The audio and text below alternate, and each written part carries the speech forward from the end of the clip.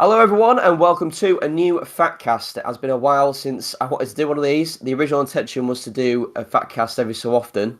I didn't want to be one of those podcasts that I only did one a year, but I seem to do one video anyway a year. So today we're going to talk about the Smash DLC. I'm joined by my very good friends, of course, G98 Gavin and Deku Thomas. Say hello, my lovely friends.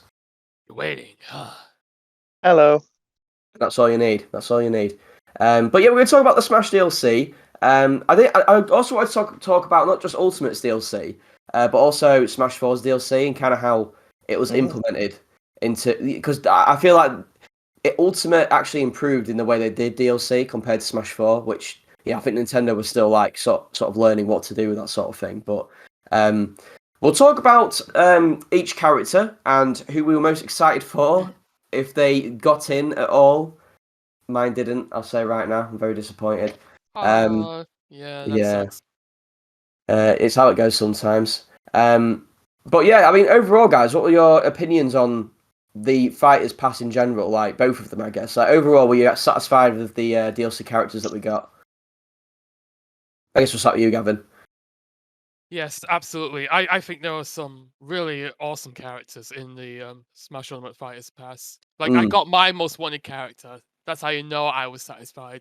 Yep, I definitely remember that. I'll always remember your reaction to that. God, I know it's gonna happen in this video. I know it. I might find a way to slip it in somewhere. I'll talk about that later, but for yeah. let's just stay on track if we can. What was your opinion, Tom? Because I know you're not as probably not into as Smash like me and Gavin are, but I know you're a big fan of it still. Yeah. I'm more casual with it. But yeah, I think they did a fantastic job. You know, I don't think you can please everyone. No, and they picked especially the not best. Smash fans. Yeah. They gave it a good go though, didn't they? Oh yeah. Pleasing everyone. I think I was saying to my friend because he's not into Nintendo or anything like that. He's grown up primarily with PlayStation and what have you. And I said to him because I was looking at the cast of roster and I was like, there's a character here for everyone. And I was like actually, I don't know if there is for my mate here because obviously he plays like all the like the big first party Sony games like Horizon, like Last of Us, stuff like that, like all the sort of cinematic games. I was like, there's not really a rep for someone here. And then I remembered he played Persona 5, and I was like, oh, you can play as Joker. And he was like, oh yeah, I'll play as Joker. And I was like, there actually is something for everyone. Like, there's a character here for everyone, no matter what kind of game you are, I think. Which is like a testament to how amazing the roster is in the end. It's true. I am sad they didn't get to 100 characters, though. I thought they were going to go for 100. How many did we... been a bit too much. Yeah, how many did we get in the end, though? Was it 90 or was that 89? 89. Oh, all I needed was another Fighters Pass. They could have done another one. And is it 89 once you've separated all the characters? Like like Pokemon all trainers the Pokemon separate. trainers. Yeah, the Pokemon trainers, Pokemon when they're separated. Pyro Myth was separated. You come to 89. And right, of course the Mii Fighters. Oh yeah, the Mii Fighters. Yeah, I remember those. They exist. Love those. Yeah. Oh boy, did they exist in Smash Ultimate. Well, right, okay. Well, I guess let's get straight onto like the first Fighters Pass, and well, even before the first Fighters Pass, let's talk about the character that I do think goes unnoticed and is everyone sort of forgets about, and that's Piranha Plant. And I think it's because he was released for free. Like I think if you bought the game before a certain date, you got him for free when he got released in. I think it was that following January. Was that what it was? Yes, that's right. He was available for free for a limited time. After that, he could be purchased. Yeah, that was it. Yeah. And I mean, what were your guys' initial reactions? I guess we'll start with you, Tom. For me, it was the same direct where they showed off in Singapore and Ken. Yeah, that's it. Is that when they debunked the Grinch leak? Yeah, the Grinch leak. Yeah. There was a rumor for ages that it was either the Grinch leak or just the cat and the Street Fighter guy. Cat and the Street Fighter guy. So I think it was quite fresh having a character in the direct shown that we didn't know about. Yes. So I think I was quite excited, to be honest. I always think of the Mario character, but it was cool. I thought that, but I also thought because a lot of people were saying, "Oh, it's just a joke character." Like a lot of people don't like joke characters, and I'll be honest, I'm not a fan of like Wii Fit Trainer, like Yeah. or really like I don't mind them being in. You know, I guess it's part of Nintendo's history, but like I don't like them as a joke character. I'm not massive on, but like Piranha Plant or like a Goomba or something like that. That's ace. Like just a normal Mario enemy, like developed into a full fighter. I think that's great. I mean, did you feel the same way, Gavin? How did you feel about it? Well, when I first saw that trailer, I was like, "What?" Yeah. No, well, like when the trailer started, I noticed I was focusing a lot on Mario characters, and the first thing that came to my mind was, "Wait, is this Gino?" And then Oh. Mario walks over to the Piranha Plant, and it still didn't click with me. I was like a little, you know, no, I just, Not with it. yeah, I wasn't with it. I just saw this Piranha Plant. I was like, huh, what? And then the splash art comes up saying that the Piranha Plant is playable, and that's when I was like, oh, I think at the excuse me? time, I thought that like the Piranha Plant was gonna show up, but then like Petey was gonna like slam on it or something, and it was gonna be Petey Piranha instead. But then when it was actually just the Piranha Plant, I was like, all right. Well, Pete Piranha still made it as the final Smash, so yeah, I suppose so. Yeah, somewhat yeah. right. It's the boss fight from Brawl, isn't it? Which I thought was pretty cool. Yeah, the two cages that opponents can get stuck in. Yeah. Yeah, I like that throwback. As a fighter as well, I thought he was like he's pretty unique. Like there's some characters in Smash like that fit into particular archetypes. You know, you got like the fast brawler, the sword fighter, the zoner, and then I suppose you could say Piranha Plant's a bit of a zoner, but he's such a weird one. Like it's not like he fires constant projectiles at you or anything like that. It's like I don't know. Everything seems to revolve around his yeah. Yeah, That's exactly. his entire Yeah, game plan. And then when people realize that's all he had, everyone was like, "Oh, this character's not that good. He's low tier." And then yeah. just like that, the novelty wore off of him being a really weird and out of left field character. And now nobody really thinks it's a big deal anymore, which is kind of sad. It's weird, really, because like how I do remember Piranha Plants in the game, but I do. Do you know what I mean? He's one of those ones where my eyes always seem to gloss over him on the roster screen. Like I never just see him. I'm like, oh yeah, Piranha Plant. That's what I was like with Wii Fit Trainer in Smash 4, and even in this game. To be fair, I always forgot that it was in the game. For some reason, I never forget about Wii Fit Trainer because she's just so WTF. Yeah, I suppose Even so. more so than Piranha Plant, because at least Piranha Plant is a popular enemy, a well-recognized enemy from one of the most popular franchises in gaming. I think they With made Wii the Fit right Trainer, call it as was well. literally just a side character in the Wii Fit games. Well, no, she was like I suppose she was a side character, but I mean she was like the main trainer, wasn't she? Like she was the main character you'd see, apart from the Mii. The Wii Balance Board was more of a character than her. Oh yeah, actually no, you're right. Yeah, because it used to speak to you, didn't it? Yeah, but chastise you for being fat. Yeah, that was it. You would Yeah, hate Wii Fit, Ben. I did hate Wii Fit, Gavin. Even when I was skinny, it told me I was overweight. It was like, didn't they say that when it come out? I'm sorry to get off track here, but like when the Wii Fit board come out, didn't they say it was like the most accurate BMI? Yeah, they did. Yeah. Like Oh it my God. was actually pretty impressive technology for the time. And then everyone realised, wow, you could be a stick and you'd still be called obese. Yeah. But yeah. Overall, I thought Piranha Plant was really good. I I'm still surprised play. his amiibo came out really early. Like he was like in the second wave of Smash Ultimate. I thought he would come out a lot later, since he was not finished for launch.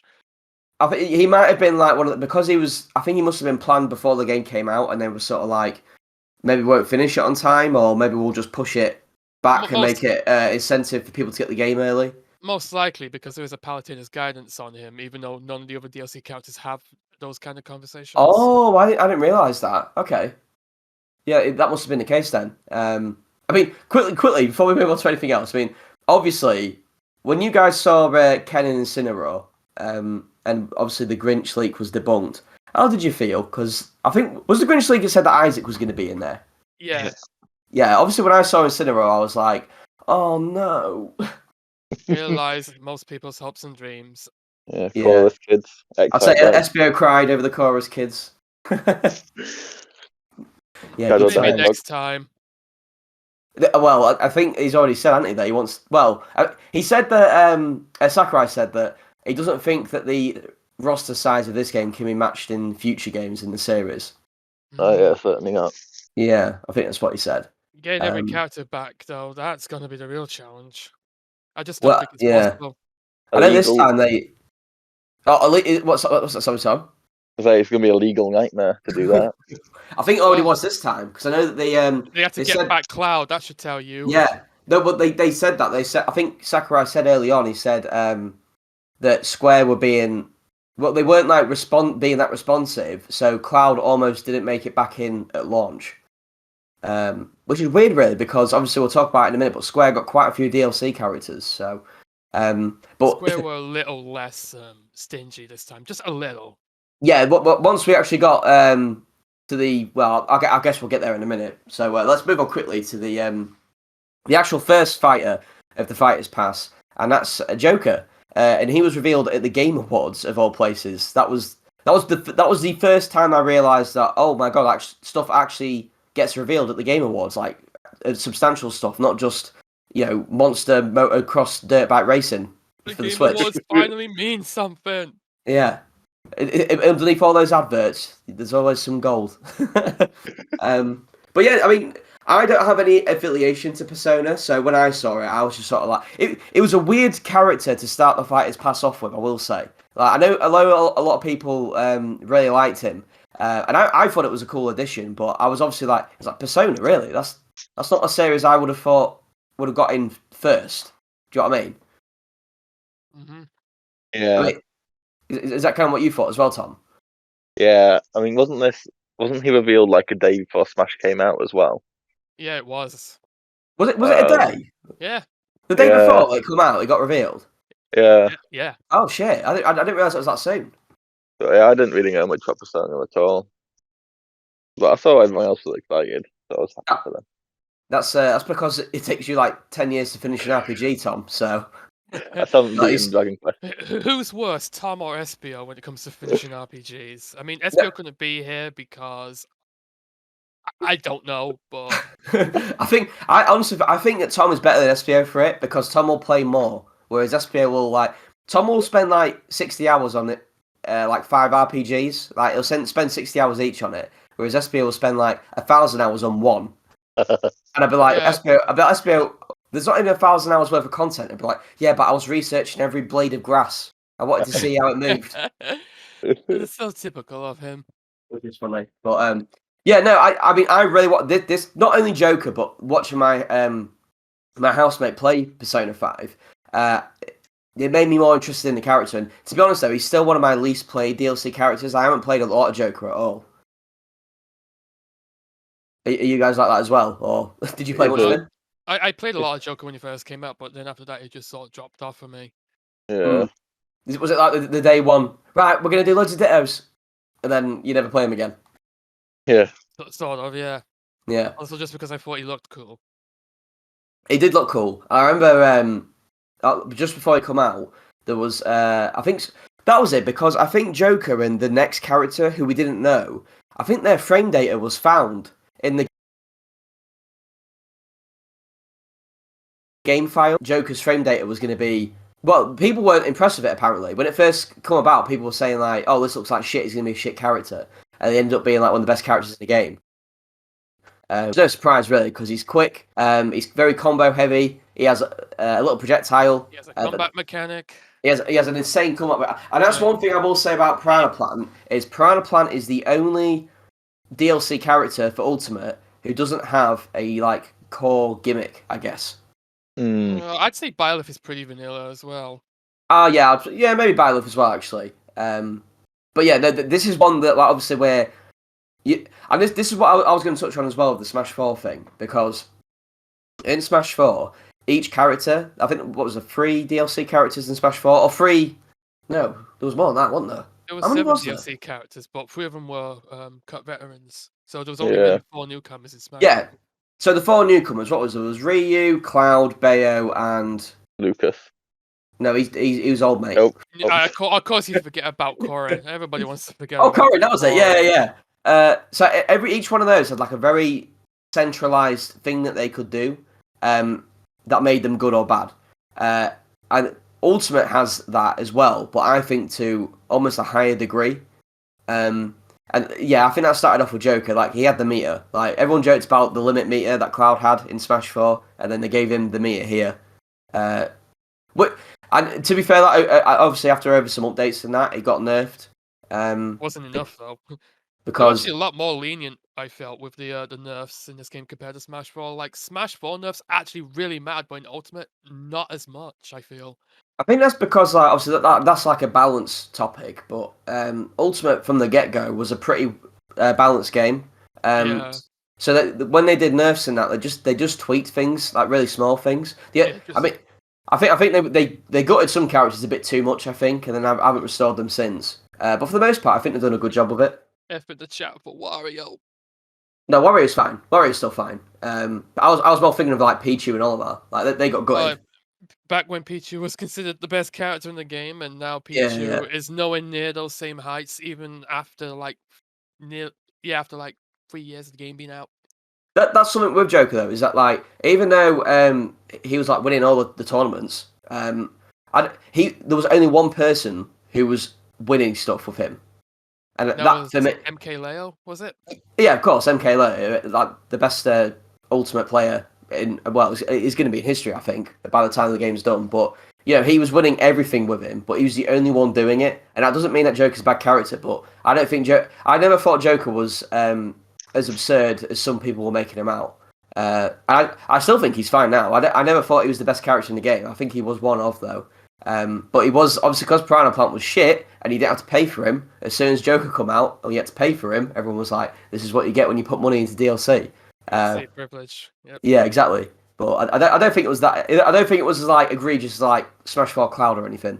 I think Joker is still like a really fun character. He's a fun character to watch. He's a fun character to play as. Cool Joker.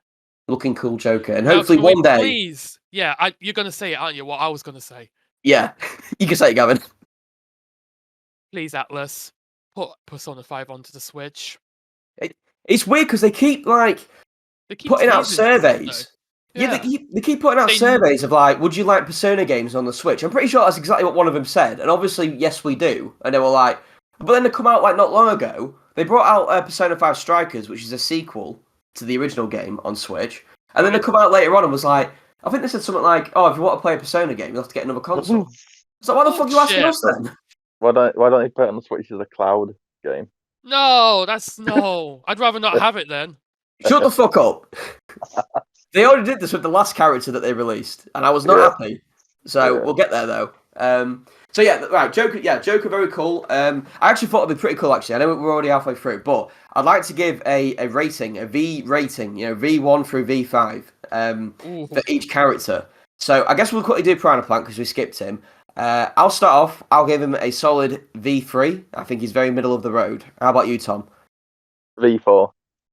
V4, very nice. Gavin? I'll give him a 3V. Again, he would be higher, but again, the novelty has worn off since his reveal. Yeah, wow. Yeah. Like, I am being a bit generous, I admit. Didn't Tim want a main plant? He did actually for a while. Our friend Tim, he played. He played Plant for a long time actually. Which was weird actually because I think when the game first came out, he really wanted to play Ridley, and then put a load of time into Ridley. But then as soon as Plant came out, that's all he played for like for the rest of the time he played the game. I think so. Wow. Joker for me, I think he's one of the better DLC characters to be honest. The only reason I wouldn't give him a V5 is just because I'm not like enamored with the character, so I'll give him a V4 personally. Yeah, I'll give him a V4 too. I mean, it was definitely a very good start to the Fighters Pass. A character that has almost nothing to do with Nintendo, a franchise, in fact, that has barely anything to do with Nintendo. It was definitely a very good start. So yeah, V4 for me. How about you, Sam? V4 for me as well. Okay, well, in agreement with that, the Holy Trinity. I was just going to quickly say actually as well before we move on to the next fighter is as much as I'm glad that Joker got in from Persona, it's weird really because Persona is actually the spin-off series of Shin Megami Tensei, and I thought it's kind of weird that the spin-off game got a rep, but the main series didn't. Probably because Persona is more recognizable than Shin Megami Tensei because, well, Shin Megami Tensei was Japan exclusive for the first few games. I think Persona was for the first two. I might be wrong.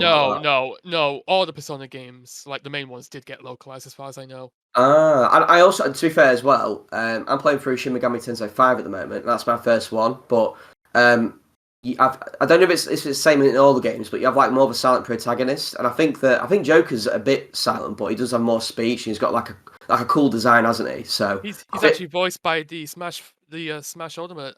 He is Mobus, yeah. He is, yeah. I forgot about that. Yeah, that's pretty funny actually. Yeah, Persona 5 came out after Smash 4, which he did the announcer work for, so you can tell that Smash 4 really kickstarted his voice acting career, which yeah, kudos to him. He came back for Ultimate as well, didn't he? I mean, they reused a lot of his voice clips, but it's weird really because they've had a new announcer for every game. I guess they just really like the guy. I reckon they got him back because it was like, right, if we get him back to record some new voice clips, we can just use his old one so it doesn't sound, it doesn't sound weird. Pay him as much.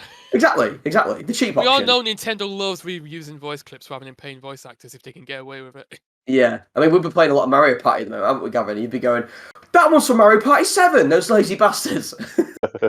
Well, I will notice these things. It's just what I do. I mean, after playing those games for years, you're going to notice every detail, aren't you?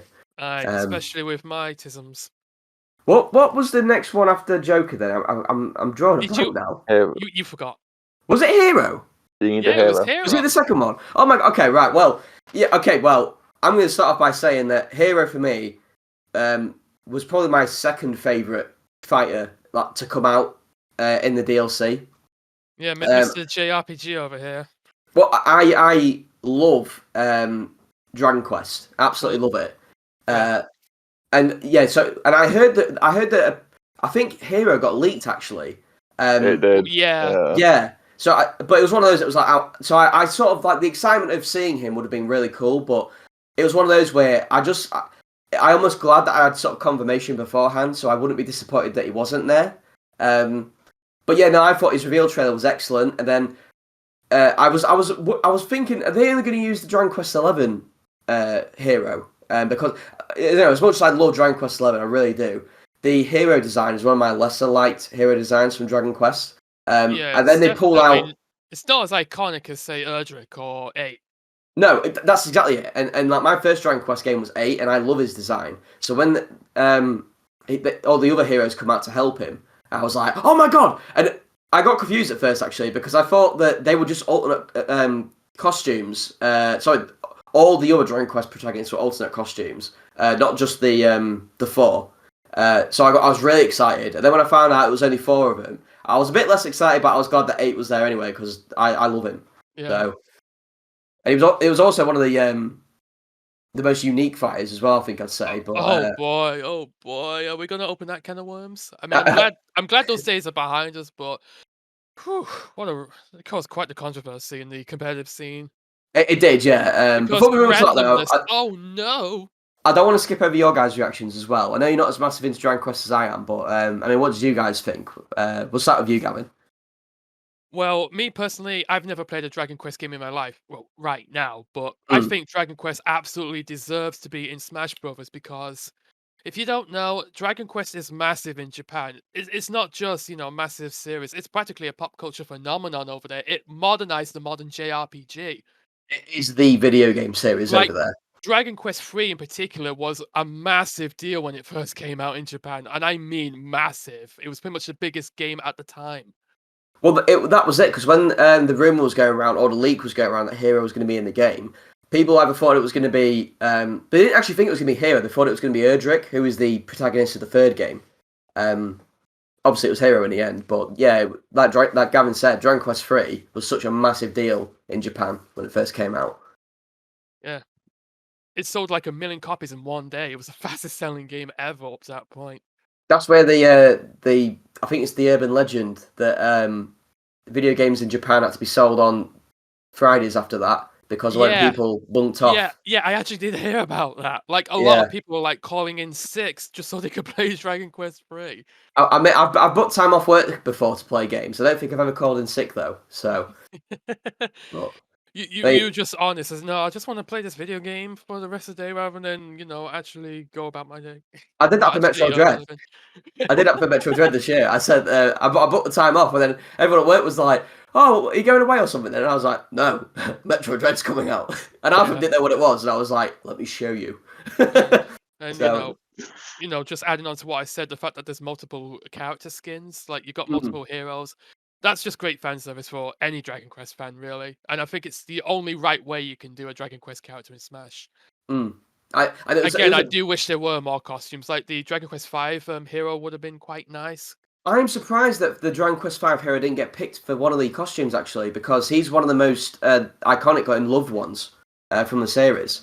So I understand why they didn't do Dragon Quest 7s, because he's like a kid compared to all the others. He sticks out too much like the rest, yeah. Yeah, like his model would have to have his hitbox and hurt boxes juggled. And I reckon that would be like, you'd have to create a whole new character for that. So yeah.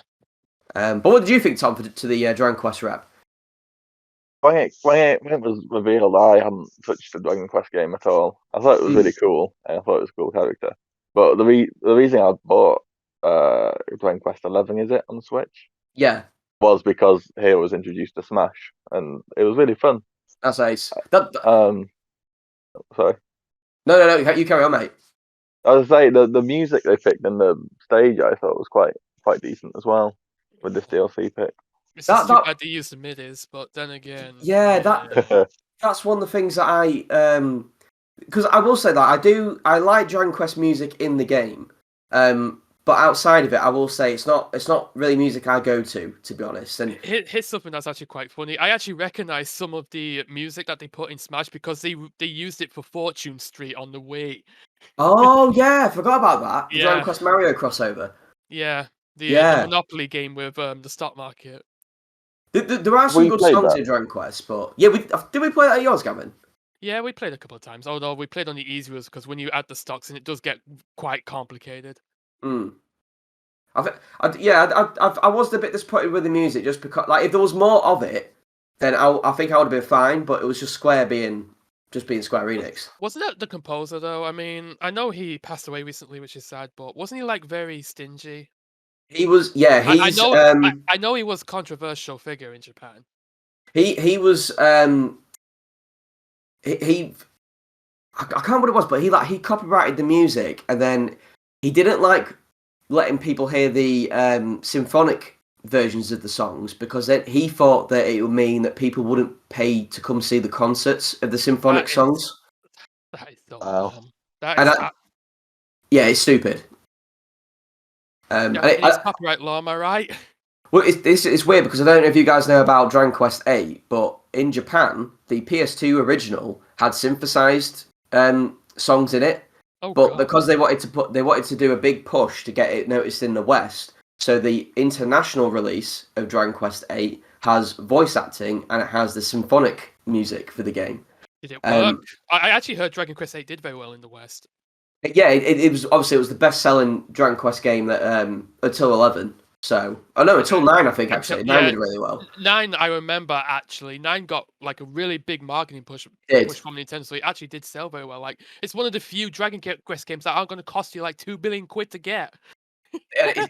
It's the frustrating one, because whenever when I was collecting Dragon Quest games, it was always the one that I would find everywhere. And I was like, no! This one's everywhere! Not this shit again! Honestly, there's so many copies of it out there, I could use it for, like, coasters for my mugs. It's ridiculous. But the fighter itself, Hero himself, I thought was an amazing. I loved it. It was one of them really because when in the trailer you saw him with like using all these different spells, and you were like, "Holy shit! Like you've only got 4 directions. How on earth are you going to perform all these moves?" And then obviously Sakurai revealed that all of them were one move called Menu. And then the competitive team took a shit. Yeah, no one in the team shat themselves collectively and actually wanted to ban the character from competitive play. Which, there is some justification because of all the different languages of the menu options. But at the same time, I just think that's part of the meta game. You're going to have to learn those multiple languages. It's just part of the meta. The language thing sucks. That is a legit thing. That a lot of people have suggested that you should have symbols alongside the words. That would work a lot better, definitely. Oh, absolutely, yeah, and they still didn't put that in, which is a bit silly. I think that was a really good suggestion. The only thing because at first I was a bit annoyed that it was random as well, but now, I mained the character for quite a while. I never really used him in tournaments, but I played a lot of him. And eventually there comes a point where there are a lot of things you can do to manipulate what will come into the menu. Like there's a lot of buffing spells that will make you hit harder or heal. If you use them and get rid of them, the other spells are going to come up in the menu. So you can get rid of spells, so other ones will come up, and then you can sort of manipulate what's going to pop up eventually. So if you want the more powerful spells, and there are some ridiculously powerful spells, or ones that can kill you in one hit, which is wild. But if you want those ones, you can use other spells quickly and get them off the rotation, so you can get these more powerful ones, which is part of learning how to play Hero, which I thought was pretty cool. Did you guys play much of Hero? I play him occasionally. I was waiting for both of you. I was waiting for one of you to jump in. I was like, "Oh, I'm sorry, we weren't given a script. We don't know when to speak." Just shooting the shit, boys. Just shooting the shit. Yeah, but okay, Tom. I guess we'll start with you. Did you play the character? Not that much, to be honest. No. Occasionally, I liked his stage. It was really pretty, but as far as I did like the stage. Yeah, as well. I like the stage. Did you, Gavin? Did you play much of Hero? Mainly, it's really fun and casual. I will say that. Yeah, he's so dumb. It's amazing. Yeah, he really is. He is definitely one of the dumbest DLC fighters, but in a good way. Definitely in a good way. I did think that. I thought when I first played the character, I thought, SPO and Gavin are going to love this guy just purely because he just does so much stupid shit, especially with items and stuff like that. It's great. And the crits killing you at like 10%. All right, that is the only thing about the character that I think is stupid and shouldn't have been in is the crits. That was silly. And the reason why he was put in is because it's like, oh well, you get critical hits in the game, and it was like you get critical hits in like all the RPGs, all the RPG characters that are in there. So why don't you give all them crits? It didn't make any sense. Should have put crits on the Pokemon. Yeah, exactly. It didn't make any sense. So yeah, I want a fan of that, but everything else I absolutely adored. Especially because at the time I was struggling with like projectile characters like Rob and what have you. And I was like, if I can move with bounce, like a move, you can move with a reflector. That'll just be so cool, and it was cool. But we'll move on to the next character, which Are we gonna rate Hero? Oh yes, yeah, of course, yeah. For me, V5, easy. If I don't want obvious. I'm not doing this just to delay the next part, but it's just you seem to forget things. But I give him a V4 out of V5. I mean, What about you, Tom? I would agree with Gavin. Yeah, I'm not familiar with Dragon Quest, but I do think, like I said, Dragon Quest absolutely deserves to be in Smash, given the status of it in Japan. So, next one. Gavin, calm down. What? What I will say before we talk about the next character is I think it was so cool how they revealed Hero and this next character because they revealed them in the same Nintendo Direct. So yeah, at E3, yeah. Yeah, and one of them was for the Japanese audience or weeb lovers like myself, and the other one was for I would say more of a Western audience.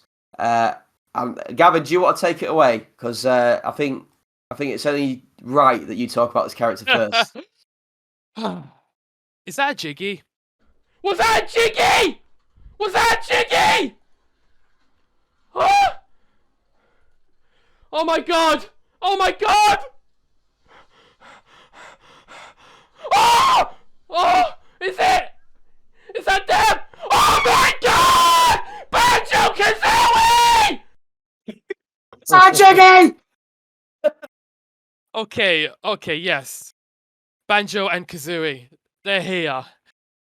Okay, now, let me at least try to explain my reaction, because in my defense, I was not the only one to have an over-the-top reaction. And there's a very good reason why a lot of people were super, super excited for Banjo and Kazooie. Because we haven't seen them in such a long time. They were a staple of the Nintendo 64 era. For a lot of kids like myself that grew up with an N64, Banjo-Kazooie was one of the most important games of that era. Yeah. Like, it took everything about Mario 64 and honestly made it better. Like, I remember Banjo-Kazooie being one of my favorite Let's Plays that you did. Like you could hear the passion in the way that you played it and the way you talked about it. Well, yeah, that's just how much the game means to me, and of course a lot of other people. And ever since Microsoft acquired Rare, Banjo, none of Rare's IPs have really been the same, have they?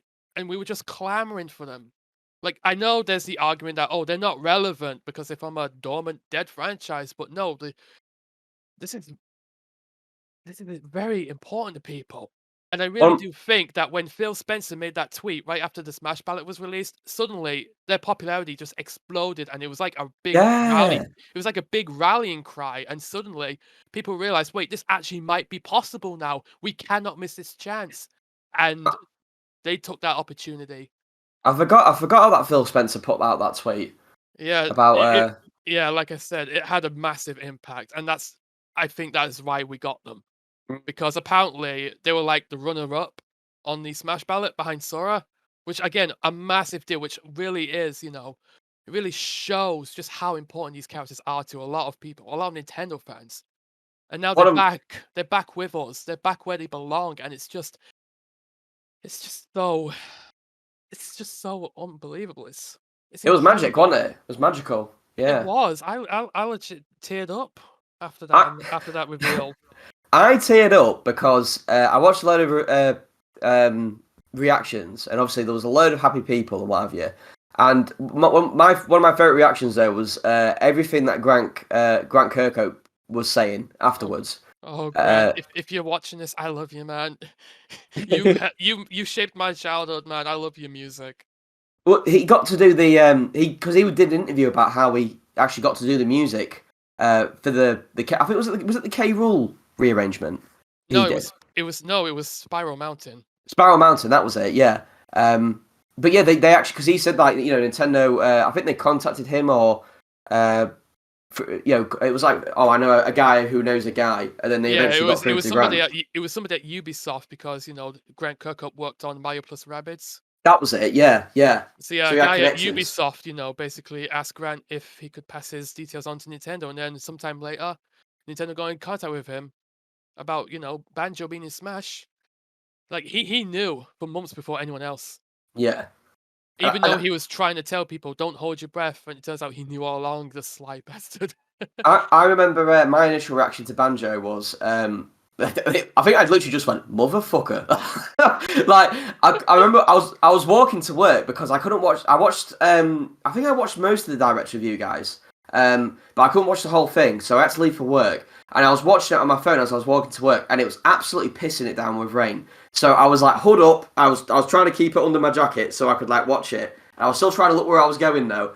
And I remember also I actually missed the Jiggy. When the Jiggy bounces across, I missed it. But what gave it away for me was literally seeing K Rool, Diddy, and Donkey Kong sat there, and I went, that's Rareware, and I was like, no, they're not doing that, surely not. And then I missed the Jiggy because I had to like look up to cross the road, and then I looked back down, and I was like, oh my god, motherfucker! Like they actually did it. And I was so mad because I went to go on the Discord because I immediately wanted to see like what you'd say, Gavin, and it was just streams of paragraphs of like face smashing the keyboard. It was brilliant. I mean, I wish I could relive that day. It was great. That and the initial Smash Ultimate reveal, the Everyone Is Here trailer. I wish I could revisit those days. Yeah, the Banjo trailer for me wasn't like, because I did not grow up with Banjo, and I even actually played the game quite a few years ago now. I did end up finishing it. I don't know what it was. Something about it just didn't keep me coming back to it. But no, I was super happy. I actually really do like the character anyway, but I was super happy for you, Gavin, especially. But did you have a great reaction to it, Tom, as well? I mean, did you grow up with Banjo Kazooie? I think you grew up with the PlayStation, didn't you? I didn't have an N64 now. Yeah, it was a game. It was like later. Yeah, GameCube. Yeah, I'm a bit too younger than you guys. Mm. But yeah, like I say, the main thing I was excited for was Gavin. Really happy for Gavin to finally get his beloved in Smash. That was because that was definitely Gavin's most wanted character. Yeah. Yeah, it was. After Shulk, Banjo Kazooie were the new number one, basically. Yes, yeah. I thought as well that Spiral Mountain looked amazing, although it did make me. Oh yes. When it spins, like I'm like, oh, that does look a bit weird. Like that's new to Smash. And also the music. Oh, the music was amazing. Hearing remixes of Grant Kirkhope's music. Oh, it's beautiful. I think they were all remixes, It made me weren't they? realize why I love the music in Banjo-Kazooie. It never fails to make me smile. I just love the soundtrack that much. It's definitely like in my top 3 favorite soundtracks of all time. It's just that good to me. Again, It's the always epitome makes of me jolly. smile. Yeah, it's Yeah. jolly. Like, in Grant Kirkhope's words, it's meant to be more like quirky. Yeah. And I think all the music they added, the fact that I think all of them are remixes, and it was most a of them. substantial amount. Yeah, it was a substantial amount of music as well, especially like coming after the Heroes music, where it was like 7 tracks and none of them were remixed. I was like, yeah, I felt almost jealous in a way because obviously I loved getting Hero in, but then I saw like Banjo come in, and it almost felt like not that he got more love, but he was allowed to get more love because Microsoft were just like, yeah, do what you want with him. So yeah, I will say though, it was funny hearing Sakurai say like, yeah, he's from Banjo-Kazooie. If you want to play Banjo-Kazooie, you need an Xbox. I was like, what the fuck? That was a very surreal moment. I mean, it actually caused Xbox to trend on Twitter Japan. Really? Yeah, because Wow. the Xbox, famously or infamously doesn't do very well in Japan. Like, Yeah, the exactly. Xbox is Yeah, just a big flop over there. yeah. Unfortunately, but yeah, Banjo-Kazooie was amazing. I mean, for me, even though I actually do play quite a bit of Banjo-Kazooie as well, I thought it was a really fun character. I thought he had a good moveset. I think some people might be annoyed that he's more of a I guess a slower character, like in terms of how he's supposed to play. Like he's supposed to pelt you with eggs and egg grenades, and then and then go in for the big finishing moves like forward air. He's got some drag down moves with Nair, and Kazoo pops out, and that's amazing as well. I thought all his moveset being based on moves from that you'd learn in Banjo-Kazooie and Tooie. That's just genius. Yeah, when it came to, representing the characters, they did good. They did, yeah. Do you play much of Banjo though, Gavin? I don't think I've played with you enough post Banjo to know if you play a lot of him. To be honest. I still play him quite a bit. I mean, they were my secondary when I was still into competitive, but when I dropped out competitive, it kind of just declined a little. But I still like to bring them out every now and then. I really like playing as him. Because Really again, fun. I'm just glad they're here where they belong. So yeah, I guess final ratings, guys. For me, I would say V5, absolutely. V5. V5 there. V5 unanimously. It's like Triforce Heroes. It's unanimous. So who was after Banjo-Kazooie? Was it? I think it was someone. I remember it being someone who I wasn't. Like, I think I was completely indifferent to. Was it Terry? Terry Bogard. Yeah, Terry Bogard. SNK Corporation. That was one of those. It was one of those things though, because I remember even when the initial roster was done, I was like, the game could not have. I don't even care if the game has DLC or not. I would be happy with this final roster because there was so many characters there. They're amazing. So when Terry got announced, it was. I don't really care, but at the same time, I was like, I'm happy with just getting someone new. Like, I'm happy for people who want him in because I'm already satisfied with what we've got here. Shoutouts to Latin America. But apparently, SNK fighting games are really popular over there. Is that in like South America and that? Yeah. Yeah. Yeah. What did you guys think of the reveal trailer? Because I think that was a great reveal trailer. I will admit. Yeah, just a big love letter to SNK as a whole. Yeah, because they were all trying to grab the letter, weren't they? And they all kept missing it. And then Geese Howard fell off the tower again. Was that the character where like Sakurai come on and was like, I think you all thought it was going to be. Is it Mai? Is it Mai? Oh yeah, the big titty anime girl. Yeah. She isn't in the game at all because we can't have her priced about, can we? Yeah, he said like, oh yeah, it's for Smash is for good boys and girls only. I thought, okay, that's a load of shit, Sakurai. I was like, I saw what he did to Zero Suit in the previous game. I saw what he did to Palutena, Pyro, fucking Bayonetta in this game. Like, don't forget about Snake and Brawl. Snake and Brawl as well, with his fat ass. Yeah, no, I didn't buy that at all. But I do think like I'm not well versed. I'm not well versed in SNK really, but I do think Terry's one of the more iconic characters from their lineup. So yeah. I was, admittedly kicking myself because I really should have predicted an SNK character because SNK were, a big deal in the 90s with the Neo Geo and their various fighting games.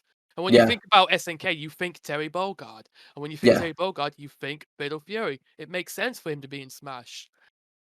Yeah, and was it when Terry got added? And SNK added the music. It was ridiculous how much music was added. Yeah, it was like 50 songs. SNK was just like, put them all in. We approve. That is insane. Like when Sakurai was saying, like it's weird because Sakurai is bless him. He's always really. It seems like he's always really paranoid about the amount of content he offers for how much you pay for. So like he'll constantly be like, you pay a $5 and you get this character at the stage, but you get 50 songs. He was like, I think that's worth it. It's like, yes, Sakurai, it's worth it.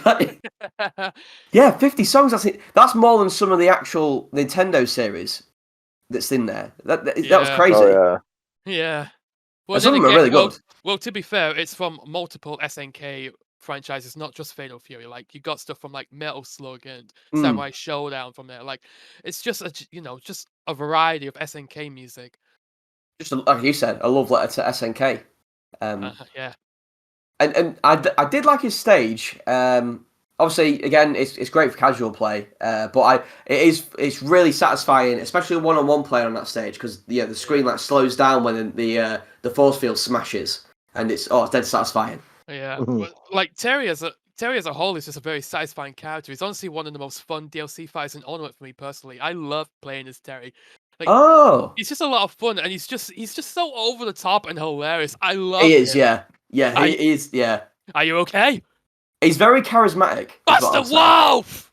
Sorry, that was a bit loud. Sorry. It's funny because you said it so loud that it actually sounded like you were further away from the mic. But no, I gotta say, being honest, I don't mind that he's in the game at all. I'm actually kind of happy that he's there, but I just cannot play the fighting game characters in Smash. I can't. I just struggle with them. At least he's easier than Kazuya. Good grief. Oh yeah. I still can't get behind Kazuya. But with Terry though, he's one of those where he has the go meter, which is the DLC thing. But I also thought, I went, all right, fucking hell, they're getting it out of hand now. His crack shot bash. Is it the one where if you do side B but you go back first and then do it, he'll do like the kick and he goes woof and it's like he flings himself forward but feet first. I remember seeing that move and going, he already has a side B. Stop making it weird. Oh yeah, he has two side Bs. He has a backside B. He's the only That's character the one. with a backside B. Yeah. That was like no. That's when I was like, look, I was thinking, look, you wouldn't put that on Mario, would you? So stop putting it on some weird characters. Stop it. It's just been faithful to the original source material. I think it's because they want to put more in than like the control scheme for Smash would traditionally allow. So they have to make like exceptions for that. Did you play much of Terry, Tom? No, same as you. I suck at the fighting game characters. So I thought it was really cool. I think it was nice, but yeah, I sucked at him. Yeah, I mean, I guess we could sort of just do our ratings here because I will say like I was quite indifferent to him, so I'll probably give him a V2. Like, I don't dislike him. I was quite indifferent. I could have took it or leave him, but it was cool that he was there. So V2 from me. Did you want to go next, Tom? I guess we'll do it me, Tom, Gavin each time, so we know. But yeah, V2 from me. Yeah, I'd say V2. That's fair. That's a fair assumption. I got you guys. I give him a V4. Oh, is that because you like playing as him as well? Yeah. Yeah. He would be a V5 if I, was more, more acquainted with SNK as a whole, but I'm not. So V4 is the highest I can go with him. I was gutted really because I bought the SNK 40th anniversary collection on the Switch, and I thought that it would have stuff like Metal Slug on it and Fatal Fury, and I really wanted to play Fatal Fury, to see what that game was about and what have you. I bought it, and it's not really. It don't have any of their 90s stuff. It's all 70s and 80s arcade stuff, which it's cool. Don't get me wrong. It's cool that it's there, but it was one of them where I was like, I feel like I've been duped here a bit. Without warning, I know not to buy that. So we'll move on to Byleth. Let's get this over with.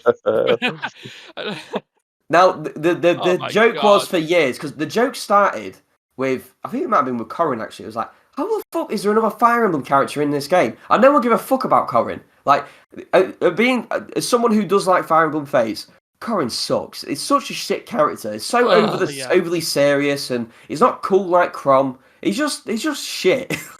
Lame is the word I would use. True, Corrin. Ugh. And I haven't played Three Houses either. I mean, have any of you guys played Three Houses? I haven't, but I do. I have. Espio has, and he I've has played nothing it. but high praise for Three Houses, which makes me want to play the game. What did you think of Three Houses, Tom? It's fantastic. It's Okay. better I than do Awakening. think. Wow, even Espio says it might be better than Awakening. Well, all it needs is competent map design. doubt. It's better than Awakening. I have no doubt that Three Houses is a great game, and I can't wait to play it. But Byleth's inclusion in Smash it still underwhelms me to this day. I think I will say something that I wanted them to do for ages with a Fire Emblem character is I said, look, there's not just swords in Fire Emblem. There's magic, which give credit where credit's due. They did with Robin, and I thought there's axes, there's lances, there's bows. What were they called? What were those weapons called? The heroes' relics or something like that. Yeah, I'm glad those are in there, but again, it's another Fire Emblem character. He's the 8th one. It was the most like I wasn't even excited to see the reveal. Like it come up and I laughed. I was like, oh my god, they're actually doing it. They're actually doing this. Yeah, and obviously it was funny because I watched it on Twitch and you could see like the chat just go. Yeah, I mean, I always had this, this thought in the back of my mind that we could see a character from Fire Emblem Three Houses because it's sort of like tradition at this point. But did they really have to release Byleth at the end of the first Fires Pass? We had 4 incredible third-party characters, and this is how they're choosing to end it. The timing just is what really did it for me, and probably a lot of other people. Well, here's the thing, right? Because I think it was at the end of when Byleth got announced. I don't know if it was before he got announced or after, but they said that pretty much straight away Byleth got announced, and then they were like, "But don't worry, more is coming." And then the female Byleth, hooray! You got both, didn't you? Because Byleth's the protagonist, I'm assuming. Yeah. I mean, is he silent, Tom? Is he like he's not like Chrom, is he? He's like Robin. No, he definitely talks. He does talk. I mean, they replaced his voice actor in Three Houses. Oh god, yeah. They patched out his old voice actor because of some like NDA stuff. Like he broke NDA or something like that. No, I do remember that. Yeah, so they had to hastily replace him with a new voice actor. I mean, this is the thing, right? Because the only reason I say that is because I feel like I think Chrom was represented pretty well in Smash, like his personality and that. I mean, I know the character, so it might be easier for me to say, but I feel like Byleth just came across really boring. Chrom is honestly harmless because he's an Echo Fighter. We know he didn't. We know he wasn't a waste of a character slot, but Byleth, even I think he's boring. Like, I'm pretty sure he's a good character in his actual game, but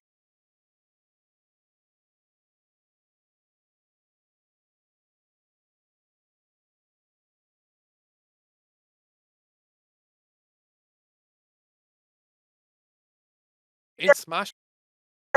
Right.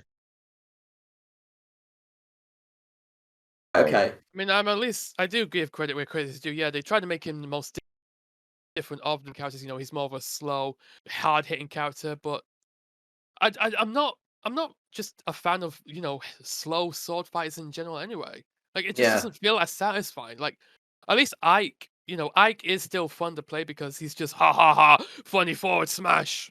And also Ike's a good character in his actual home game too. I feel like I haven't played much of Byleth, I gotta say, and it's weird because I actually do play quite a bit of the other Fire Emblem characters. Like I play quite a bit of Ike. I really like Marth, Lucina sometimes, Robin once in a blue moon. But yeah, with Byleth, I didn't really pick them up. Maybe it's because I didn't really play their game. I haven't played their game. He's the only Fire Emblem character there whose game I haven't really played.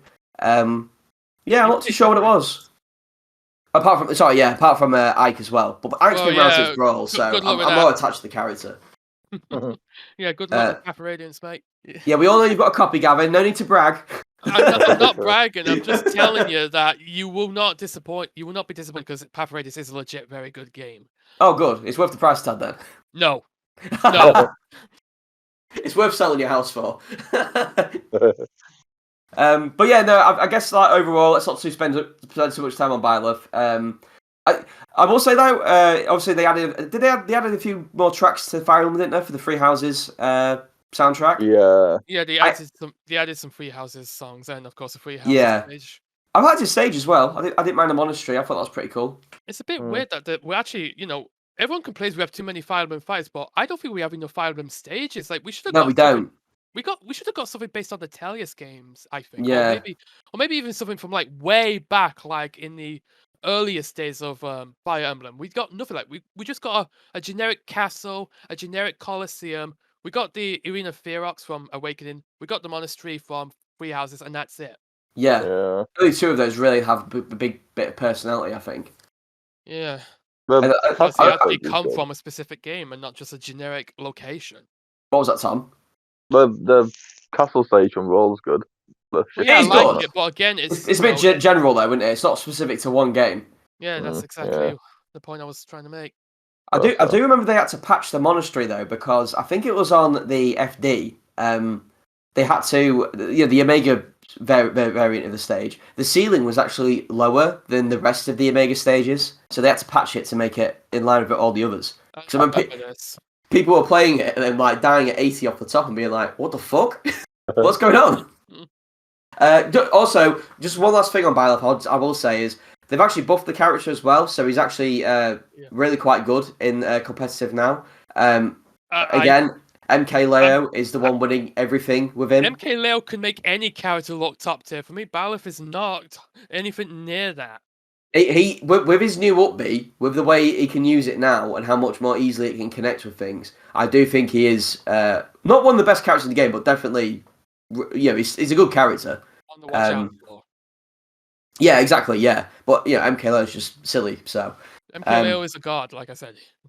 So that was the end of Fighters Pass 1. They announced Fighters Pass 2 straight away. Rating for Byleth, real quick. Rating. Yeah. Don't worry. I'm there. And I'll give Byleth a V2. I didn't care about Byleth at all, really. I give him a V2 too. The only reason he's not a V1 is because at least he's better than Corrin.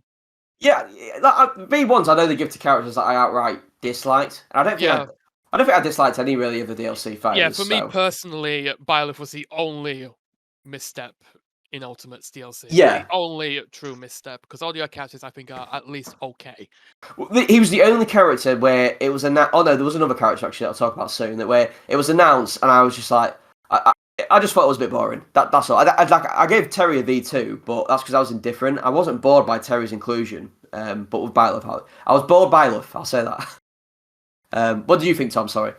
Byleth was the character I played with most in Fighter Pass 1, so I'm going to give him a V4. I quite enjoyed playing as him. Ooh, very interesting. Yeah. Well, more power to you. Yeah. It was cool that they had both the male and female versions as well. I know they did that with Robin too, but it's cool that they do it. So, right. So yeah. So Fighters Pass 2. What was the first one for that? That was. Don't tell me. I've got it. Don't tell me. Oh, I know what it was. Yeah. No, I know what it was. It was. It was Min Min. Yes, and it was weird how they announced her as well, because they just come out and say it's a character from ARMS. Yeah, we can't reveal it yet. Yeah, it was like a Nintendo Direct Mini a couple of months before the actual character release, and that gave me the impression that they were planning something with this character. Mm. I really thought they were gonna do the Bowser Jr. hero route, where it's gonna be multiple characters as skins, because most of the cast of ARMS have very similar proportions. They're all humanoid, most of them. I really thought they were going to do that, and instead it was just Min Min, who's not even the main character. I think the reason they did that is because they I know you could swap out the arms and stuff like that, but Min Min, as far as I'm aware, in ARMS always has one of the arms is the dragon thing. I couldn't tell you that. I haven't played much ARMS. Yeah. I think that's why they wanted her, because she has other arms she can swap out on the other arm, but one of them will always be the dragon thing. So it's a lot easier to focus her character design, I think. She is, I gotta say, one of the most. I don't mind her being in. Yes, she is one of the most horrible fighters to fight against. Like one of the most awful characters to fight against. She's so oppressive. Like just. It's okay, Ben. They nerfed her. They did nerf her, to be fair, yeah. It was even after the nerf. I got killed at like 50, and I lost the game for it. I was like, fucking hell, what's happened here? But no, she was... I mean, her announcement was, again, it was weird, really, for me, because I was so... it's a good thing I got Hero, because I was so happy with Hero that, I had Terry, I had Byleth, and I also had Min Min, where I just didn't really care too much about her being there.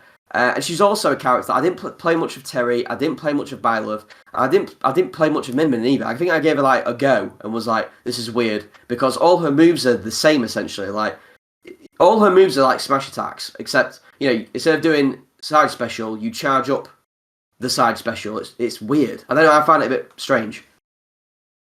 Would you guys like that as well? What was that? I guess. I don't know. I mean, I guess who really likes Min Min. no, I actually do. I'm actually quite all right with Min Min, honestly. Okay. Wait, Ben and Byleth, but let me explain. You say, because unlike Byleth, we haven't had an ARMS character at this point, and ARMS, I thought, just made sense. So I was okay with an ARMS character, and I honestly didn't care who the character was. I was actually very surprised to learn that Min Min has quite the hatedom behind her, which really baffled me. Like, Is that when she first got in? Yeah. Like, right, okay. The hatedom for Min Min really escalated after she was included. Apparently, people that actually do play ARMS and liked ARMS hate Min Min because of her playstyle or whatever. And so when she was announced for Smash, her hatedom just really got up in arms. Hey! Wee! That was actually unintended. But yeah. I know it was. That was the best bit. Yeah, but yeah. I'm okay with Min Min because, like I said, we didn't get an ARMS character. Like, an ARMS character was considered, but it was too late. The game came out too late, so she was reserved for DLC, which, again, that's all right. A new franchise represented in Smash with a character. You got the stage, you got the music, all's well. I mean, would it have really made a big difference who the character would have been? Like, people would still be complaining about their degenerative art play style, no matter who the characters were. So, would it have really made a big difference if it was somebody like Springman or Ribbon Girl or even Ninjala? Yeah, it would have made a difference. Everyone would still complain. I'm the same as you, Gavin. Then as well. I think that's one of the reasons why, like, Byleth was so boring to me, is because even if the character to me isn't that interesting, I still I really love it when more franchises come into Smash. So you didn't just get, you didn't just get Hero. You got Dragon Quest. You didn't just get Banjo, not Banjo Kazooie. You didn't just get Terry Bogard. You got SNK. All those different franchises. And same with ARMS as well. Like, it's a brand new franchise to come into Smash as a whole. So you got like the stage, you got all the different music, which ARMS music is fucking good. Say what you want about the character, but yeah, exactly, Gavin. Like, they've got a lot of bops in there, and I actually don't mind the stage as well. I think the stage is one of the better DLC stages. Yeah, it's aesthetically pleasing. I do like how there was like an error in like one of the screens at the back where it, had like the wrong symbol for like Springman or something like that, and you had to correct that in a later patch. Did they? Yeah, I think it was like it had like the wrong symbol for Springman. I think they did that in the boxing ring. I think they had the wrong title for someone. I don't remember that. And they had to patch that out as well, which is a bit weird. But no, yeah, I didn't play much of Min Min. Like I said, did you, Tom? I've played quite a bit of her. Did you? Like I say, I really don't get why so many people on this fucking hate parade, and some are still on it to this day. Oh yes, one of our friends is very passionate about his feelings for Min Min. Yeah, creates Twitter drama about it. Ooh. Yeah. Ooh. I can feel the hate. Fun to play as. Yeah, she's fun. I like playing as her. I do play her from time to time. Not fun to play against. No, but she can be very satisfying to just oppress. Oh my god! I will say the megawatt, the yellow ball. When you hit with that, you mean the COVID? The COVID, like a virus. It does actually. Yeah. Oh my god, I've never seen that before. But yeah, with the COVID, when you hit someone with the COVID, my god, does it feel satisfying? Said China. But no, yeah, it does. Wait, is it Min Min Chinese or Japanese? I think, my god, I think so. I think she's Japanese, isn't she? I think it's the ramen. Yeah. That's one thing I will say as well, is that like Yeah, I'm not interested in Arms as a game really. I think Arms as a whole, I think it tried to capitalise on like the success of like what Splatoon did, but didn't really succeed in the same way. Yeah. But I really did like the character designs of Arms. I thought they looked great and really unique. So I do like the way Min Min looks. I will say. But yeah, I guess we'll do like final verdicts, final results. I'll give her a V2, same as what I gave the last three characters. Wow. Yeah. I'll actually give her a V3, like middle of the road for me. Okay. Like if she wasn't so degenerate, she would be a bit higher. Yeah, if I like enjoy playing as her, I think I'd like her more. If her hate them would just shut the hell up, she would have been higher. What about you, Tom? I'd say V3 as well. I'm with Gavin. Yeah. Okay. That's I think we've been pretty consistent so far. Apart from Byleth, I think the rest we've been pretty unanimous on the other ones. So next up is together so long. Well, there is that, yeah. Yeah, the next one was I think probably the biggest surprise in that. But I don't know. For me, it was the biggest surprise in the whole Fighters Pass because it was just a joke for years. It was like, oh, I remember when we played Smash 4, and it was like, oh my god, can you imagine like in Evo Grand Finals, and what someone picked Bayonetta, and the next person picked Steve, and it's just Steve from Minecraft, and everyone found it dead funny. Yeah, I know. Well, who had the last laugh? And I didn't get spoiled actually because I had to watch the direct after it had aired, and the trailer's name was like the seeds of something have arrived or something like that, and I clicked on it, and as soon as it went dark, I didn't see the the reveal trailer. You know when Mario goes in the cave and then you hear all like the Minecraft enemies and the eyeballs show up and that. I think because of where I was watching it, I got really lucky. Right, I missed the Jiggy. And I missed the eyes all popping up as well, so I was like, "Fuck is it?" And then I heard the mining sound effect, and I was like, "No fucking way! They actually did it!" And then it broke the internet. It broke Twitter. Twitter went down. Oh yeah.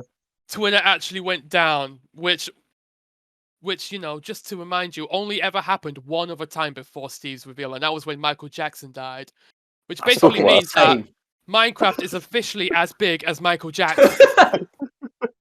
It was fucking insane, and I think I said, like I said with Banjo Kazooie, my like one word reaction was motherfucker. This was just brilliant. That's brilliant. Yeah, I thought it was amazing. I actually didn't realize who it was right away until he actually broke through the wall, and then I was like, oh, it's Steve. What?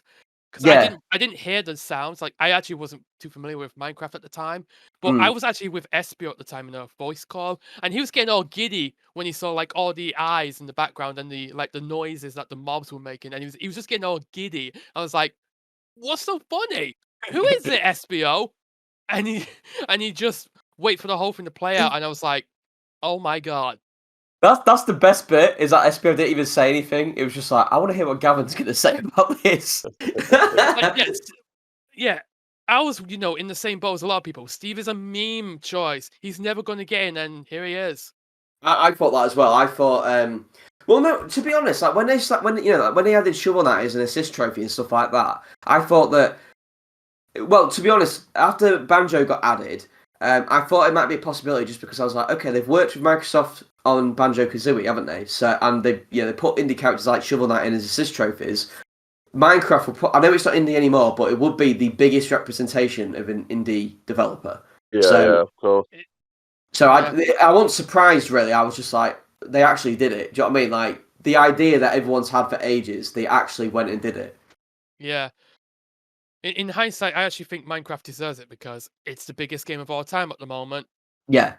But I think they said that. They even like in Sakurai's presentation, I think he said like it is the best video game, best-selling video game of all time. Yeah, and it's actually really what's the word I'm looking for? Very admirable. Yeah, that's right, admirable, because it started off as like this nothing title that was in beta for a while, and then when it actually came out, its popularity just kept going up and up and up until it was eventually acquired by Microsoft, and then it was published onto pretty much every system. This is the thing, though, because sorry to interrupt you, Gavin. I was just going to say that because I know a lot of people wanted something from Fortnite in it in Smash, and I was like, the thing is, if you told me in Smash 4 that Steve would be added, I'd be telling you to fuck off. Like I wouldn't want that, and it's because, and I was even a bit iffy about Bayonetta coming in actually because it feels like, for me anyway, like I'm not don't care too much now, but give me like 5 years ago, I would have said that I feel like a character in Smash should have. They already need a legacy behind them to warrant them getting in. And Minecraft, by the time that Steve got in, had obviously had a legacy. Like it had been about 10 years since it had come out, and it had become like the biggest game on the planet. And this is the thing, because Fortnite, and you can see it now, it had like a great year of success, and it's gone downhill since then. Do you know what I mean? Whereas Minecraft has somehow managed to consistently maintain being one of the most watched and played games ever. Yeah, I know. Like, I don't know if you remember, but just a few weeks ago, YouTube actually celebrated the 1 trillion view milestone for Minecraft content. Wow! No, I didn't Yeah. say that. Yeah, it was like, it was, just a couple of weeks ago. Yeah. 1 trillion views on Minecraft content alone. Yeah, Minecraft has stood the test of time, probably because it's still, I think it's ageless. Like, it's timeless, honestly. Like, Yeah, I don't it think is. Minecraft will ever age as a sandbox type with, a very simple but very pleasing aesthetic. And with, a lot of things that you can do in this sandbox, and the fact that it's, getting regular updates to this day. Like, we just got Yeah. Caves and Cliffs Part 2. I just think Minecraft has real longevity. They've done a behind good it. job at maintaining the game for sure. But I again, just like wish they'll make it less buggy. My God. the game's buggy as fuck. Even though they're under Microsoft now, the game is buggy as fuck. Yeah, me and Espio won't stop complaining about all the glitches we run into. Oh my god, SPO complained about Minecraft before I even played it, which was like 2012, I think. Yeah. And then yeah, I woke up like one December 2020 morning, I think, to a surprise parcel that I wasn't expecting, and it turns out it was a copy of Minecraft for the Switch from Ben and Joe.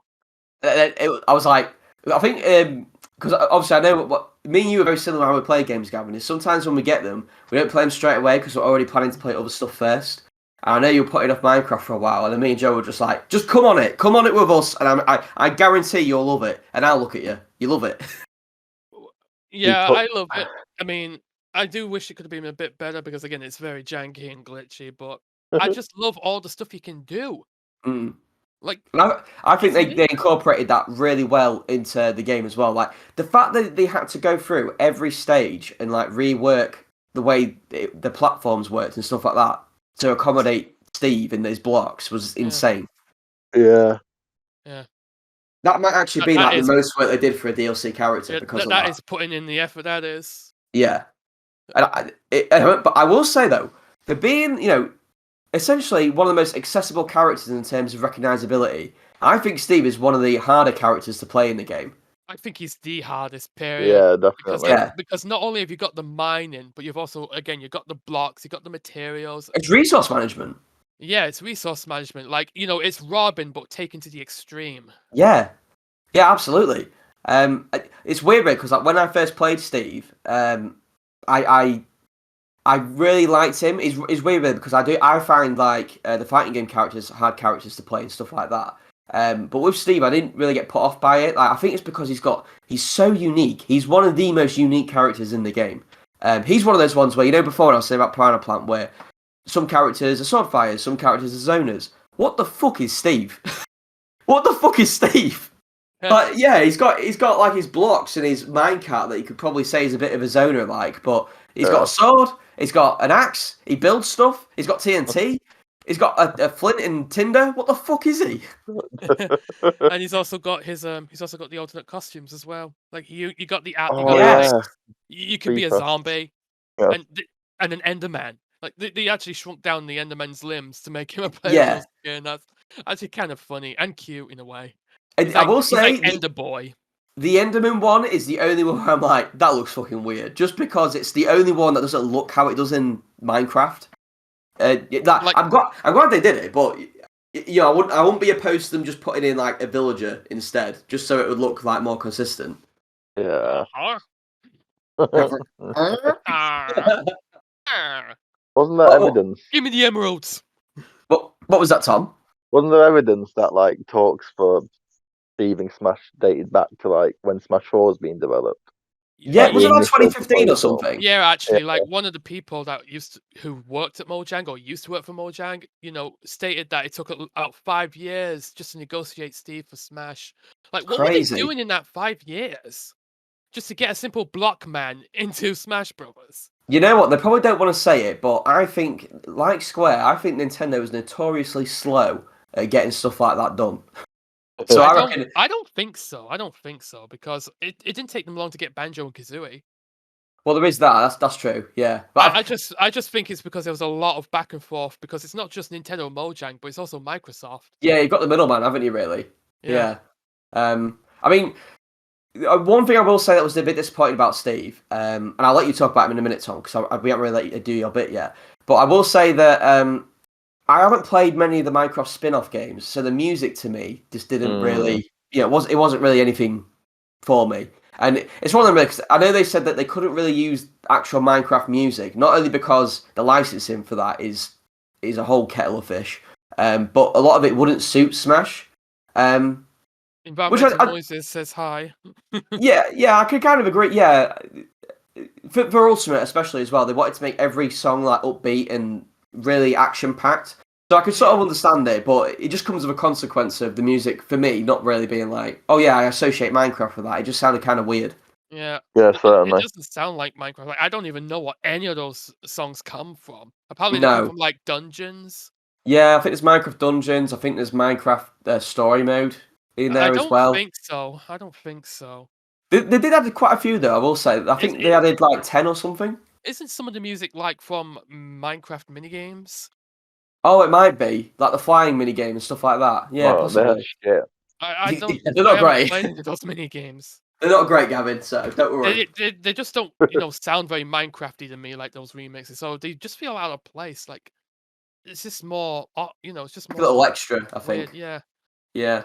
Wait, right. So Tom, before we move on, what were your thoughts on Steve as a whole? Yeah, I can't play him, but I thought it was iconic. I actually got to watch it live when it was revealed. Nice. So, I knew when I heard the sounds and saw the eyes who it was. Yeah. Had you played? You had played Minecraft before, hadn't you? Because you played on the Wii Yeah, U. I don't know Wii U. Yeah. Tom, you gotta join our realm. There's some great stuff there that we've made. Yeah, he Both actually together is. and alone. Yeah, He actually is in the realm. It's just funny because he pops in for like 5 minutes, digs a hole, and we're like, I wonder who's been here. It's like a mole. You know, like when you find molehills in your garden? That's Tom. Come on, Tom. I want to show you my house. I want to show you all my axolotls. Like I built a pool to fill with nothing but axolotls at the side of my house. Oh my god! I will say, Gavin has made. I don't know if he's finished it yet, but he's in the process of making something really cool underneath his house. Oh, under the house. Oh yeah, I've finished that actually. Yeah, I recreated. Finished it. Yeah, I recreated the bottom of the well from Ocarina of Time. Like I built a well outside my house, and you go have you into seen it?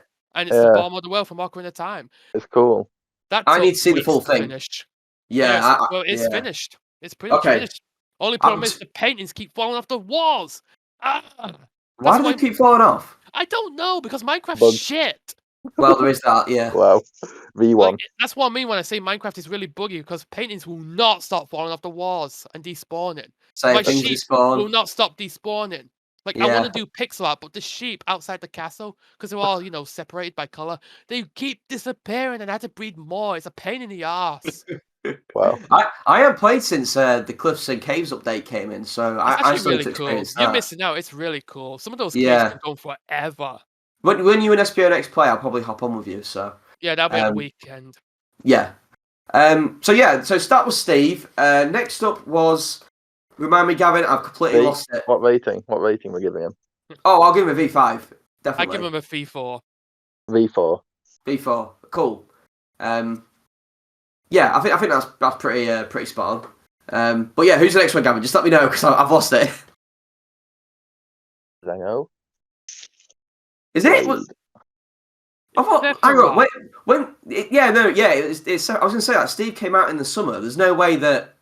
Steve came out in summer. Steve came out in October. Sephiroth came out literally days before Christmas. I forgot about him.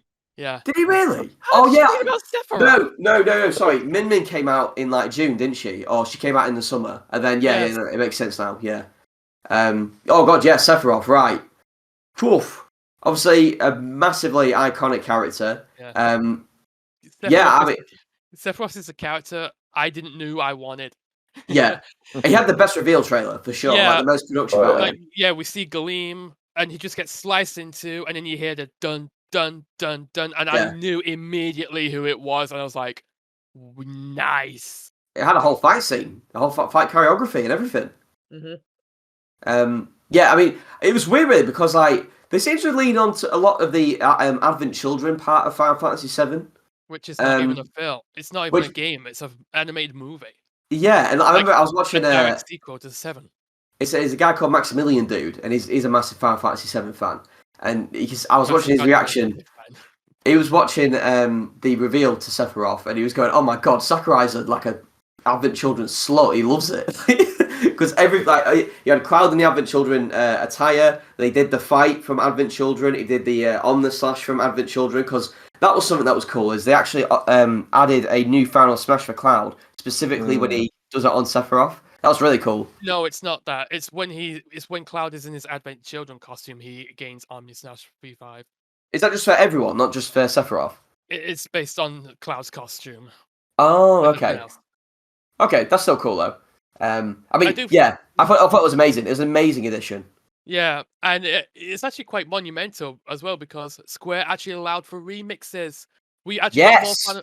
I do feel like Sephiroth's inclusion was mainly because of the severe lack of Final Fantasy VII content in the base game. Because we had Cloud, sure. We got Midgar back. We got those 2 songs back, and that was it. Like, we didn't even get Cloud's original artwork for his spirit, but the Sephiroth update rectified that. We actually got more Final Fantasy VII music, a bunch of remixes, a new stage, a new character. I don't know if you guys were with me. I think you might have been with me, Gavin, when we were watching the presentation. We weren't in like a voice call together. No, were we not? It was late at night. Oh no, I think I was with. It was Game Awards, wasn't it? It was the Game Awards again. Yeah, no, I was watching it in the other server with Joe, Tim, and the guys. And I remember. I wish you were there, Gavin, because I think you would appreciate it a bit more. But I was the only one who was like, I was nutting so hard over the music. Like Final Fantasy VII is got to be one of my favorite soundtracks of all time. It is so unrealistically good. It's insane. And the remixes were incredible as well. Now that was my most excited thing. I was more excited for the music than I was for Sephiroth to come in the game. So when I heard like Eris theme and Cosmo Canyon and even like the Advent Children music put in, which was crazy, I thought, oh my, it's insane. I love it. Definitely not unjustified. I don't really blame you because again, we were really, we were really given the short end of the stick originally with Final Fantasy VII. We were starved, man. We were starved. Yeah. But again, Sephiroth's update rectified that. Just nothing but thumbs up for me. Yeah. And it's cool as well because like Sephiroth is actually like I mean when I see Sephiroth and Cloud like Sephiroth v Cloud in actual like tournaments, it's funny because I no longer see the players, I just see the characters like because it's such a massive rivalry, isn't it? And I love that. And it's fun as well because like Sephiroth is one of my more played DLC characters because I think he's I know he has the one wing which is like his gimmick, but it's actually like a very well done gimmick, I think. It's not too overpowered. No, it's like a bonus. It's just that it hits that sweet spot. I feel like it gives him a second double jump. I think it gives him like more speed. I think it gives him. I think it's slightly more speed, and the main thing is it gives him super armor on all his smash attacks. Oh yeah. Which is crazy because the range he has is incredible. Remember when people thought his neutral air was just going to be him swinging his sword like full 360? Yeah, I love it. It was just a finger snap. It's funny because I love the finger snap, but when you first got the character, like he does it, and you think that is going to be the most useless move ever. And it's actually one of his best moves because it leads into like all the combos he can do. He's got the most absurd shield break punish in the game because is it Giga Flare, like his fully charged neutral B or something. That kills at 0. That thing is damn strong. It's insane. God. It's very risky because of the long, charge time, but whoa, that hits. Like if you can ledge trap somebody with that, they are dead. Yeah. And they also had an amazing alternate costume for Sephiroth as well in Topless Sephiroth, right from the end of Final Fantasy VII. Yeah, it was, yeah. And that was all. I'm glad they put that in as well because, like I said, it felt very Advent Children focused. But that the topless Sephiroth is from a scene right at the end of Final Fantasy VII, so I thought it was cool they put that in. But I mean, me and Gavin sort of talked about Sephiroth. Tom, what did you think about it? Yeah, I thought it was great for a start that we had more another villain in the game as well. Yes, yeah, more Yeah. villains are always welcome. And a third-party villain. Yeah, and yeah, we had the best trailer. He was fun to play as. Ticked all the boxes really, I'd say. Yeah, definitely. I think he was definitely one of the stronger ones from Fighter Pass 2. Yeah, definitely. Yeah. What was you going to say, Tom? Sorry. When they revealed it at the Game Awards, that was on my birthday, so it was quite nice. Oh, quickly before we do our ratings, let's just quickly talk about like the cool thing. I'm kind of mad they didn't do this again, but they made it specific to Sephiroth. Is the boss thing that they announced? They said he'd be officially released on a certain date, but you could fight him to unlock him early because he's like. It was weird how they said it because they were like, "Oh, he is the epitome of bosses in video games," and I was like, "I mean, he's a boss, but you've got Bowser, like the boss." Like that felt a bit weird, but I mean, it was really cool how they did it. It was just a shame that like they deleted the mode after he was released. Yeah, I mean, it kept track of your your fastest time and like multiple difficulties. Yeah, they deleted it all. I can't remember who I played it with, but I remember we were trying to unlock him at the same time, and I think I just went on normal because I was just like, just get it done with. Yeah, and then I think I can't remember who it was. It was someone we was with kept trying to do it on hard, and they couldn't do it, and we were like, "Dude, we're playing as him right now. Just do it on easy." And he was like, "No, I can do it." I'm a real gamer, and I'll prove it to you. Yeah, but yeah, I think eventually he did just give up and do it on easy, but no, it was cool. I'm surprised they didn't do something like that again. But yeah, let's move on to the next one. Ratings again. You forget. Yes. I give him a V4. V4. V5. I would say V5 as well. I think. Yeah. I seem to be very one end or the other. Like I'm either V2 or V5 at the moment for this Fighters Pass. So who was after Sephiroth? It was the Xeno. Don't forget me. The Xenoblade. Think you can take me? Pyro Mithra was one of my most wanted characters for the base game. It was obviously it was like everyone thought it was going to be like Rex with Pyro sort of there in the background. Guess that because Rex is the driver, Pyro is blades, and you would swap between them.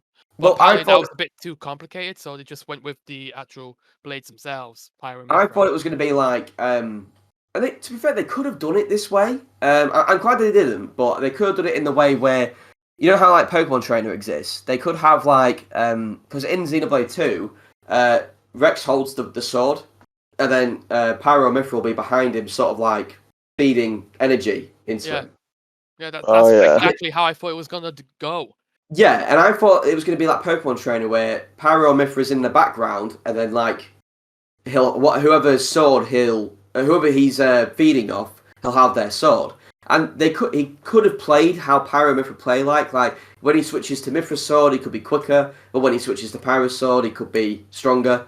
But I do like the fact that they incorporated another swap character into the game because Pokemon Trainer is my main, so I instantly took Pyro Mithra. I love Pyro Mithra anyway because Xenoblade 2 is one of my favorite games of all time. Probably is my favorite game. So. That was something because I think it was Hungrybox. I was watching his reaction, and obviously they're very very voluptuous women. So when he watched it, he was going, "Whoa, hey, whoa, whoa!" You know when like the camera's like panning up over the body and that. It was like, "Whoa, whoa!" You can tell he's not a Xenoblade fan. A lot of non-Xenoblade fans reacted the same way. Yeah, exactly. Like, obviously, like, oh boy, another anime sword fighter. But it's a waifu this time. It's totally justified now.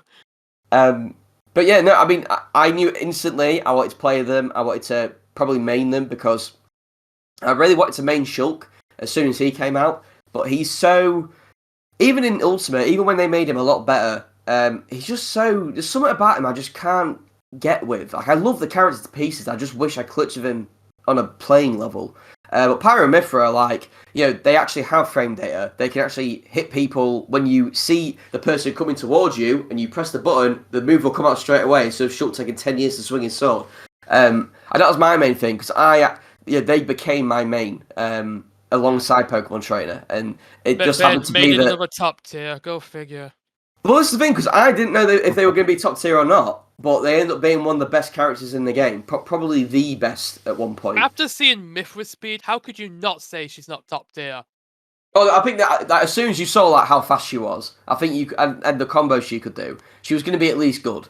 So yeah, no, I was super happy with Pyro and Mythra. I thought the reveal trailer was because they used like the Xenoblade 2 engine, didn't they? So yeah, Monolith Soft actually made that, that reveal trailer themselves. Like the Xenoblade 2 gameplay, that was all them. They did, and at first, like I thought it was nice misleading though, because I really thought it was something Xenoblade 2 related, but no, it was. Yes, I really thought they were doing something new with Xenoblade 2 because it looked like a DLC pack or something. Yeah, it looked like it was straight out of that game. But then it turns out. Now, some people caught this in the trailer, but I didn't. But when Rex meets Pyra, they're actually on Final Destination, like Ultimate. Yeah, they are. Of Final Destination. Like some people saw that, I didn't. But yeah, that was a nice. That's when you realize, oh yeah, that's why Pyra went away to be in Smash. It's also because they actually the way they used in-game models, didn't they? And you can tell as well that when you see Pyra, when he sees Pyra, she's got the new model for Smash there. Like, she doesn't look like how she does in Xenoblade 2. She looks a bit different. The idea of censorship was to just give her tights. Yeah. I didn't even know they did that to her until someone mentioned it afterwards. I was like, oh, right, okay. Sakurai did bring it up in the video. I might miss that bit. Yeah. I know they gave Mythra her censored outfit. And then they basically added the censorship back into Xenoblade 2 as like an accessory you could give to Mythra, which I thought was very funny. The funny thing is as well is that actually the costume in Xenoblade 2 that you can give Mythra, the Smash one, it's actually really good. Like the stat buffs that give Mythra is actually really good. So but I know a lot of people actually like just genuinely prefer the Smash design for Mythra. I think she looks good either way, but I think they did do a good job of how she looks in Smash. They both look great, I think. Not just because they're attractive women, but they actually do look like they just look amazing. And they play amazing as well, which is the main thing. Yeah, I love Pyro and Mythra. Like their playstyle, it's a lot of fun. It's great to watch too. Yeah. I know, so I'm just glad to have more Xenoblade stuff. Like, I was still betting that we would get a Xenoblade 2 character at some point. Like, it was just a very safe bet. Again, I thought it was going to be Rex, but I actually think I like the idea of Pyro and Mythra without Rex a lot better. I do too. Well, they're the Aegis. Yeah. Like, Rex is just this salvager guy who goes on an epic quest, and maybe he learns something along the way, but Pyro and Mythra, they're basically demigods. I will admit, I do love playing Smash with Joe, playing Pyro and Mythra, because at the end, when Rex pops up and goes, "Great job, Pyro!" Joe's always he's like, "Well, that cunt, fuck off! Who the fuck is he? With his big feet!" He sounds so northern, oh my god! It is funny, because you just pop out, like, if you're not familiar with Xenoblade 2, it's just this random guy just pops up and he's like, "Great job!"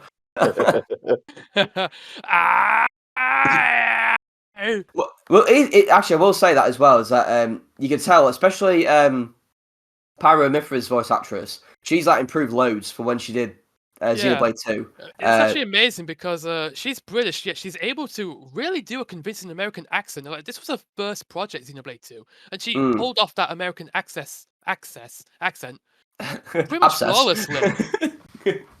Yeah, no, she did, yeah. And like I said, she wasn't bad in Xenoblade 2 at all. I think she was one of the stronger voice actors. But no, in Smash, she nailed it. It was, it was perfect, I thought. Again, the music was great. Don't forget me. Xenoblade 2's got, I think we can all agree, has got one of the best soundtracks in gaming. Yeah, Xenoblade as a whole, they nailed it. Yeah. The only thing I will say that I wasn't a massive fan of was the stage.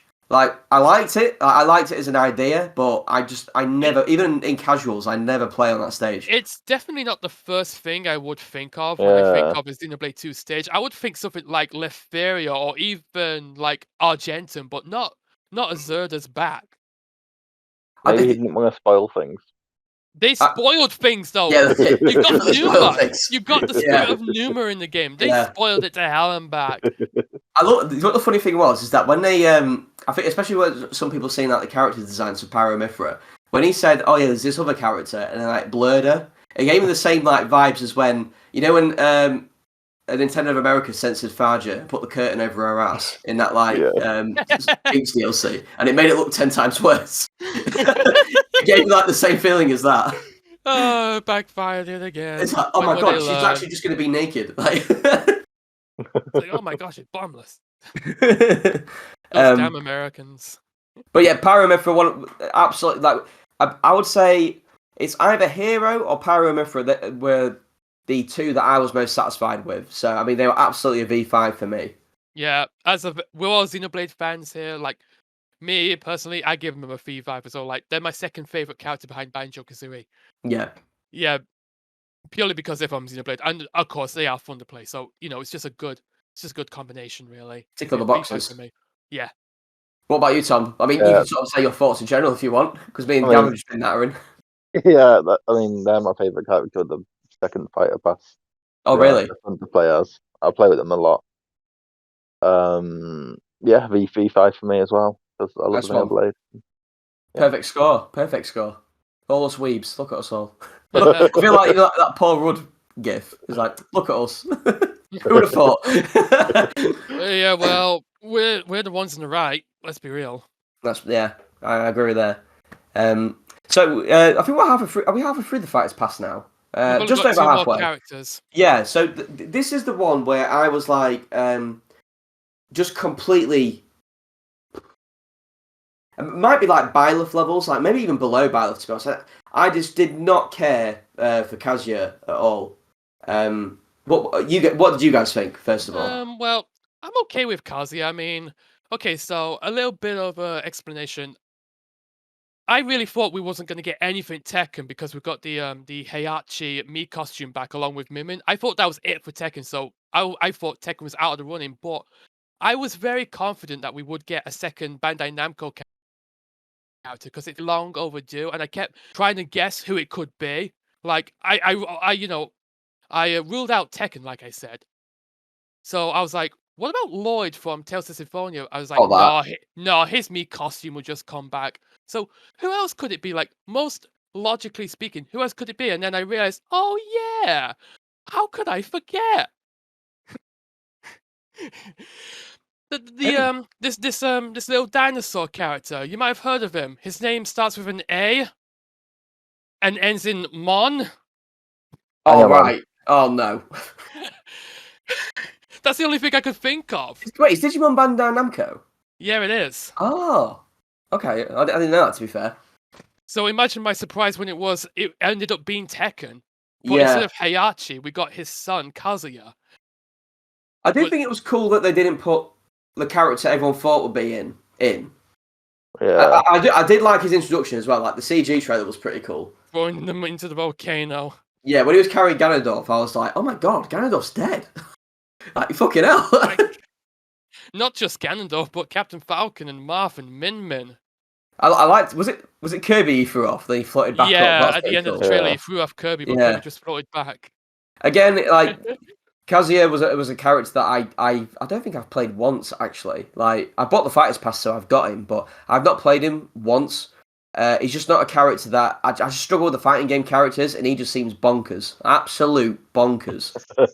He has like an insane amount of moves. Even one of his taunts is an attack. Like, Kazuya is just ridiculous. I still can't play him very well because he doesn't just have the ridiculous moves, but he has all the the inputs like Ryu. I didn't like I can't get behind him. I can't. I mean, I don't mind him. Again, another new franchise. Yeah. So I'm okay. Yeah. My main thing I was happy about him being added was the music. Oh my god, Tekken has some insane music. I knew I liked, because sometimes we play this video game quiz on this browser, and it has quite a bit of Tekken music on there. And every single time Tekken music comes on, we need to play that again. It's been a long time. It has been a while, yeah. But every single time we play it, Tekken music comes on, I'm like, oh my god, what is this? I need to write this down. What is it? And it's always a Tekken song. I'm like, this is amazing. Joe is very familiar with Tekken, so he already knows. Yeah. And I think every song that they added was an absolute banger, and I think they added quite a few as well from Tekken. So it wasn't like SNK levels, but I think it was about 30 odd songs.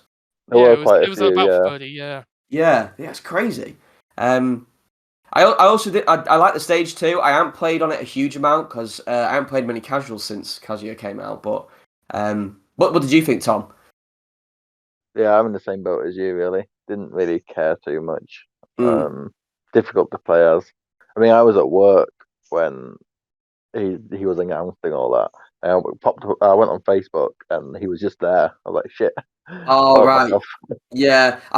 I will say one of the things was, and I tried not to get like this because I was like, obviously, it's the last few characters. You're not going to like everyone that's going to come out, but just the fact that it was so close to the end and it was like a character that I just did not care about at all. I was like, oh. That's a bit annoying, but if I think about it, like the last 3 characters, Pyro, Steve, and Sephiroth, I absolutely loved. So I suppose I can't be too disappointed with him. I'd still give him a V2 though. Like I just did not care really at all. Did dislike, just didn't care. Give him a V3. Like yeah, he's middle of the road for me. He's harmless to me. I would have preferred Agumon, but whatever. Oh my god, we'll get another like Banjo-esque reaction, I reckon. Come on, Agumon would have been great. He could digivolve into Greymon as his comeback mechanic. He would his have final smash could have been Omnimon. Yeah, well, that is something that like obviously Kazuya has is the rage mechanic. That's his like gimmick, I guess. Yeah, the Devil Jin. That's actually the main reason Sakurai picked him over Heihachi, which I guess does make sense. It's funny because like that rage mechanic was the thing that everyone hated in Smash 4, and it's just funny that they sort of just gave it to him. But it was like remember this. It was like the Go meter, really, wasn't it? Except you can lose it. So, what was your final rating, Tom, on Kazuya? V1. V1. I feel like that is the closest new low. That is the closest I'd give to a V1. Yeah. But we'll move on to the final character. The final character, and it was a big one. There was no other way to end this, I don't think. Yes. Well, besides Crash, but I think even Gino maybe would have been like a fitting end. Gino got shafted so hard. It's honestly kind of sad. It is sad. Like I find that Gino has like an equal amount of people that support him and really dislike him. Which yeah, I get it. Yes, he's irrelevant. He was only really important to one game, but at the same time, you gotta admire his fan base. His fan base is so loyal. Like you kind of admire that, and that I think is reason enough to get Gino in Smash. I think it was the fact that Sakurai said all the way back in Brawl that he wanted to put Gino in. Yeah, that as well. Like it's been on the cards for a very long time as well. That's why I think Gino just was done dirty, along with Isaac, personally. And I've got to say as well, I said, as a character, the one character I do not want in Smash is Sora.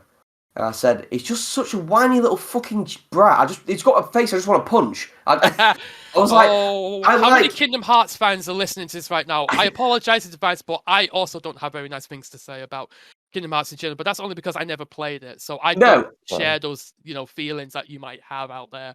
I'll get to that in a minute, though. I haven't played it, but I do want to because I feel like running through these Disney worlds and like Final Fantasy Disney crossover will be amazing. But just Sora as a character, every time I hear him speak, every time I look at him, I just want to punch him. I was like, and just hearing how many people wanted him in, I was like, I'm sorry, I would like you to be happy, but and this is the thing as well. Half the people who wanted Sora in that I saw didn't want any other JRPG character in. Like they were mad at Hero, they were mad at Pyro, they were mad at no, they weren't mad at Sephiroth, to be fair. I don't think you were mad at Sephiroth. But I was thinking, how the fuck do you not want them in, but you want this spratty little fucking spotty kid in? Again, I'm sorry, Kingdom Hearts fans. But I'm not. You know what? I'm not. I've waited forever to say this. Fuck Sora. Oh, my God. And it was. I will say, it was one of those where, because our good friend Luke, it was his most wanted character in. And a bit like Gavin with Banjo, when I saw it was Sora, I was like, I was happy for Luke. I was like, I think I did go, oh. But then I heard the music and he was flying through the air and I was like, that is kind of beautiful. That is kind of nice, I will say. Yeah. That was just a genuinely amazing trailer overall. Like, what I liked about that trailer was it kept you guessing just long enough. Like, it was really tense. Because it wasn't obvious right away, unlike most of the other reveal trailers. Like, this It wasn't. kept you guessing. Like, when And it- Mario comes off his podium and he goes to the flame, he picks it up and throws it. And it wasn't until then that it forms the Keyblade. That is when you finally realized that they saved probably the biggest character for last. I loved how they sort of linked it to the first trailer. Yeah. Like with the big fireball and that. I thought that was ace. Yeah. That was It like it ends come where it all full began. circle. Yeah, it come full circle. It was such a good like storytelling bit. But yeah, one of the other reasons why I didn't really want Sora in is because I was like, I don't know how they're gonna do him without having like some of the Disney stuff in there. They did it. No, they did it, and they did it quite well. Just cut out the Disney. But yeah, they just cut out. They did have the Mickey Mouse emblem, which is fair enough. That was the first thing they showed as well. Yeah, it was almost as if they were bragging. What they sort of did was they sort of took him and just like any Final Fantasy stuff that they hadn't put in Cloud and Sephiroth, they sort of gave to Sora, like the magic, like the famous Final Fantasy magic spells like Firaga and Blizzaga and stuff like that. They put on Sora instead, and I thought that was a smart way to go about it. Because I don't know how Kingdom Hearts fans, like, none of us are massive Kingdom Hearts fans. Have you played Kingdom Hearts, Tom? No, I want to, but yeah.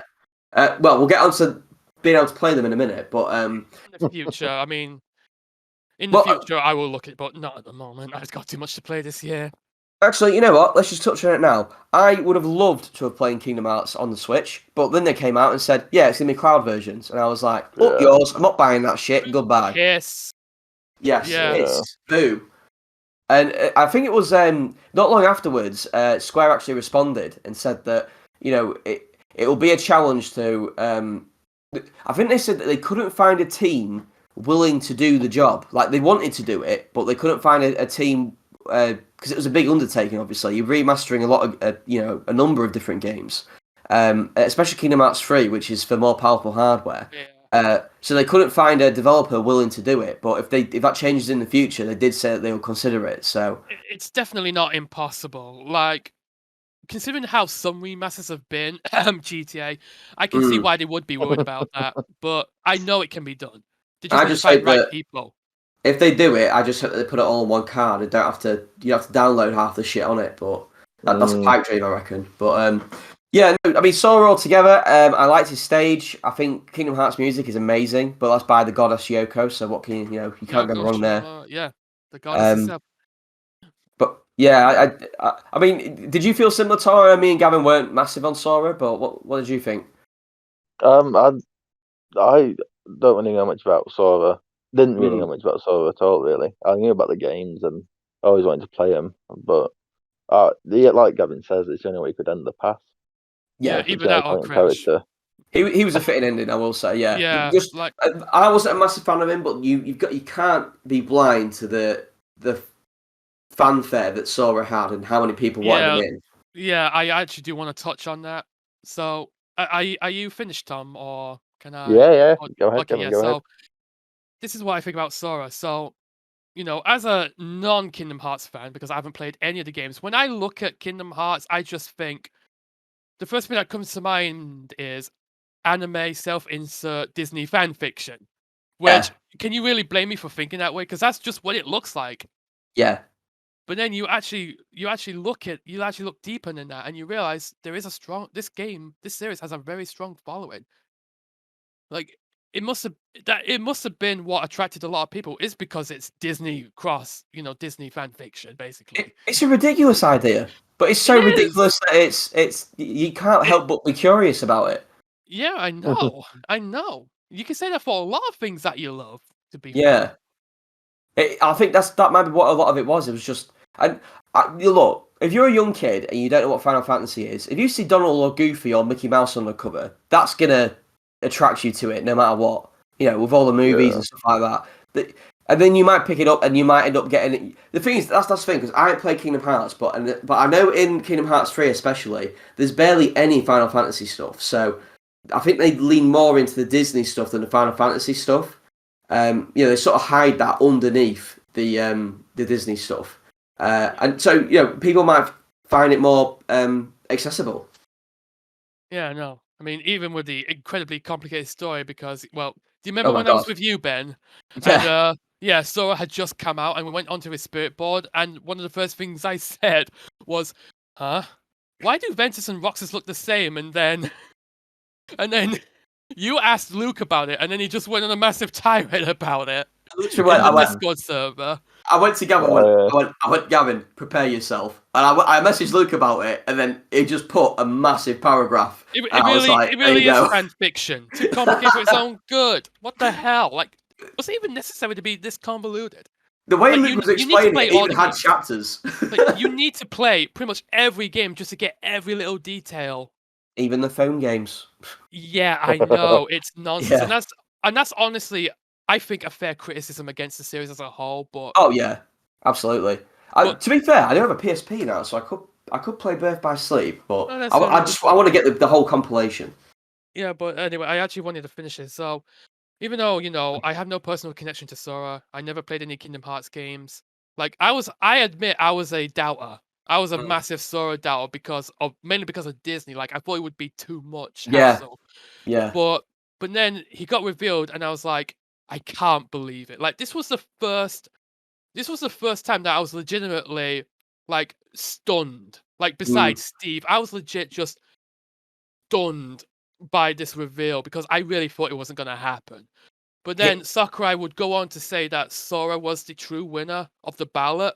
That's when I realized that Sora earned his right to be in Smash Brothers. He earned it. He deserved it. And seeing the reaction from so many people, like, a lot of people were actually brought to tears by this reveal, especially the Kingdom Hearts fans. I can't fucking blame him. That music, it got me. I didn't care about him, but I was like, oh my God, this is beautiful. So yeah, I know it's a little early for this, but a combination of the trailer being amazing, being an amazing end to Smash Ultimate's DLC as an all, Sora, the impossible being done yet again by Sakurai and his team. The fact that Sora is actually quite fun to play, I can't help but give Sora a V5 out of 5, even if I have no connection to the series or the character personally. Sparkle, sparkle. Yes, he is a definite V5 for me. I cannot help it. Like, this is the most unbiased I can be, and I'm gonna give him the highest score I can, just because of that impact. For me, it's the impact's a big part of it. I mean, Sora is the character to prove that they could just do whatever the fuck they wanted. Like, if you can get permission from the biggest company on the planet to use, like, an associate of one of their characters, you can do anything.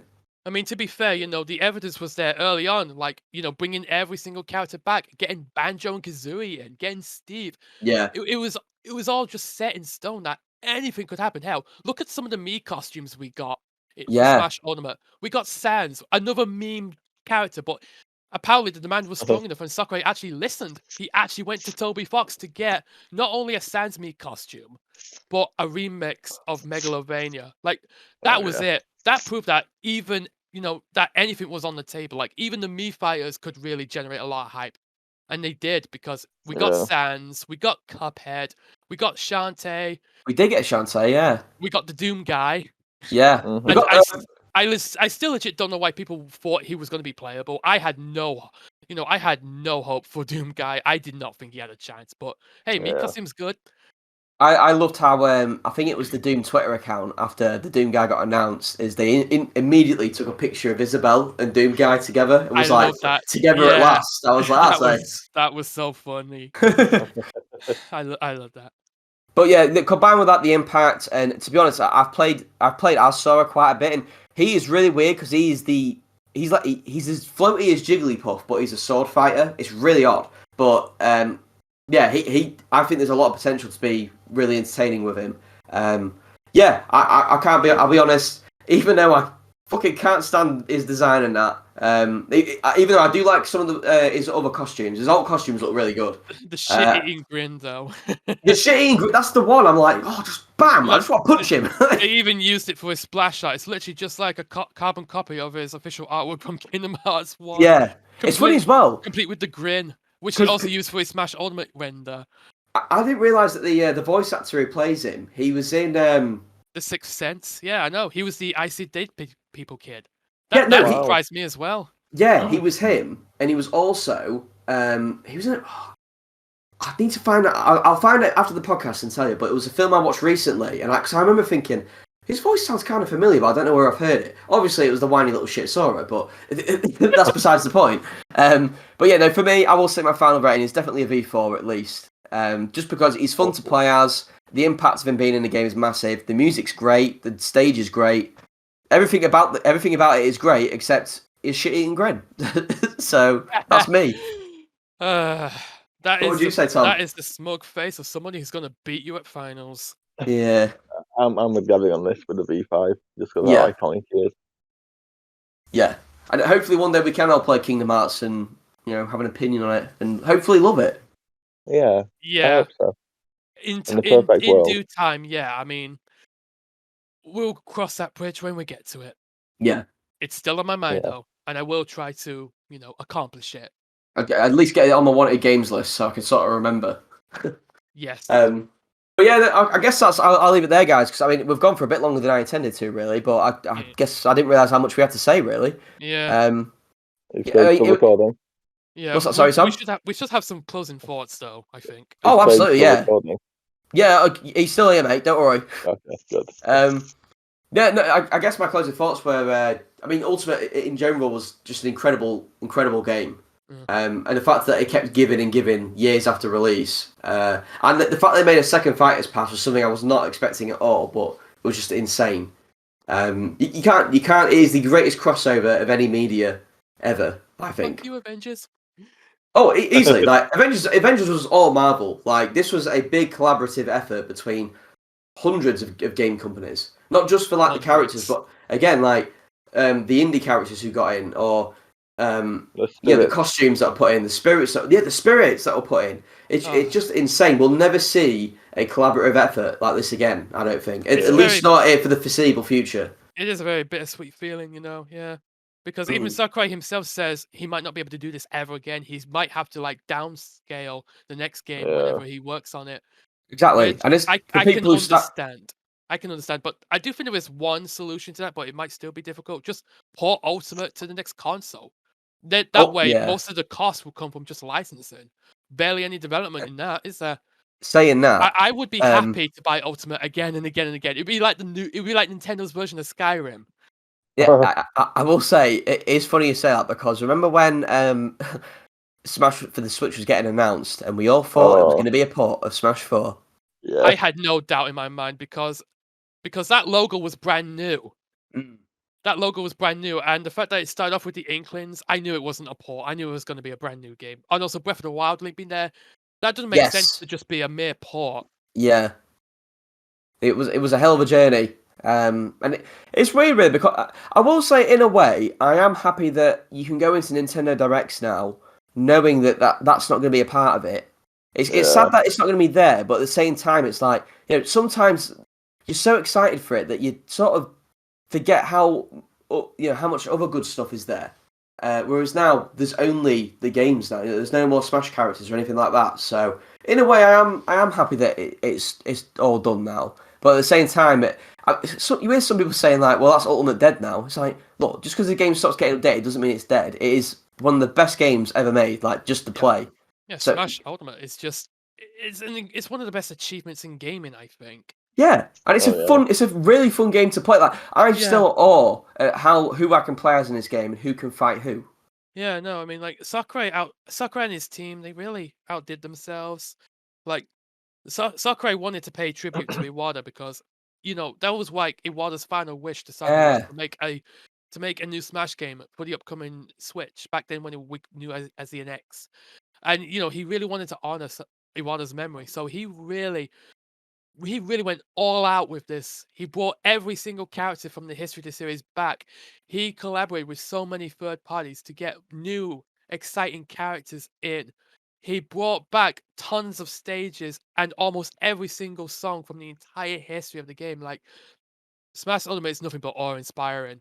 It is, yeah. And Well, I everyone have should nothing aspire. but high respect for Sakurai and his team, and Nintendo, and the third parties that they collaborated with. It's going to I be feel, real sad that we may never see something like this again, but this is still something I'll never forget. I feel sorry for at least Sakurai now, though. He's lost his drug. He's lost his work. What's he going to do? he needs a break, man. Give him the rest. He doesn't want a break. He fucking loves it. You could literally drag him away from the... I think he'd get shakes if he didn't work, like withdrawal symptoms.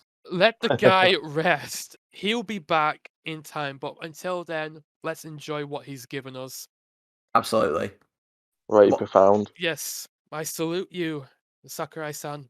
I mean, there's a reason why, like, Gavin doesn't play. Like, I have a lot of hours in Smash. Don't get me wrong, and you could say even like Tom, for example. Tom hasn't played competitively whatsoever. Yeah, I think you've nearly got like 300 hours in the game, haven't you, Tom?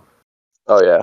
Yeah, that's just how much content, how amazing it is to play the game over and over again. Yeah. So yeah, just looking back at that roster, it's incredible. I don't think it's quite perfect. It's like a 9.5 out of 10. For it to be a 10 out of 10, it needed Crash Bandicoot, and then I think it would be perfect, absolutely. But there's always next time, and besides, given the stuff going on with Activision Blizzard, maybe it's for the best that we didn't get Crash this time. But I will say, I think it'll be amazing. I don't think it will happen, but imagine if, like, in a couple of years' time or what have you, because Ultimate's going to have probably the longest life of any Smash game, I think, like in terms of between this game and the next one. Like I don't think another one will come out. Like the gap between Ultimate and Smash 4 was only 4 years. That is so small for a Smash game. So I think this one could go on for like 7 or 8 years before we get the next game. Yeah, Ultimate's development began pretty much as soon as Smash 4's DLC ended. Like, Yeah. Sakurai barely, took time off.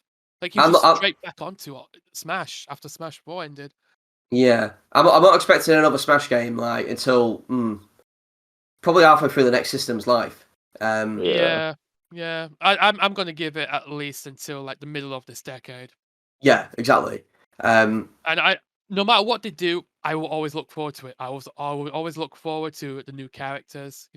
Any new collaborations with other companies. Oh, yeah. This is it, because I think that even with how long the life's going to be, with how long it's going to be until the next game, it could be stretched even further if down the road they do decide to maybe just release a few new characters or what have you. Which I don't think they will, but it will be amazing just for them to like randomly drop one. The only issue with that will be, I think once you've dropped one, people start expecting it, and then it gets a bit out of hand again. So I don't know, but I mean, I'd like it for sure.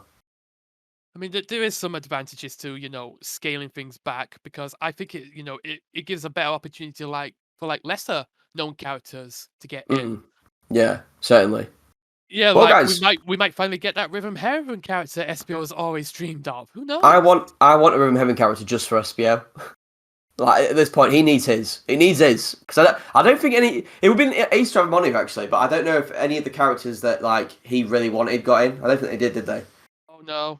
No, unfortunately not. Not all have it. That's probably the main reason why he didn't join us today, because he wouldn't have much to say other than, "Oh, I'm happy for whoever wanted them." And then he'd cry. Yeah. All right, guys.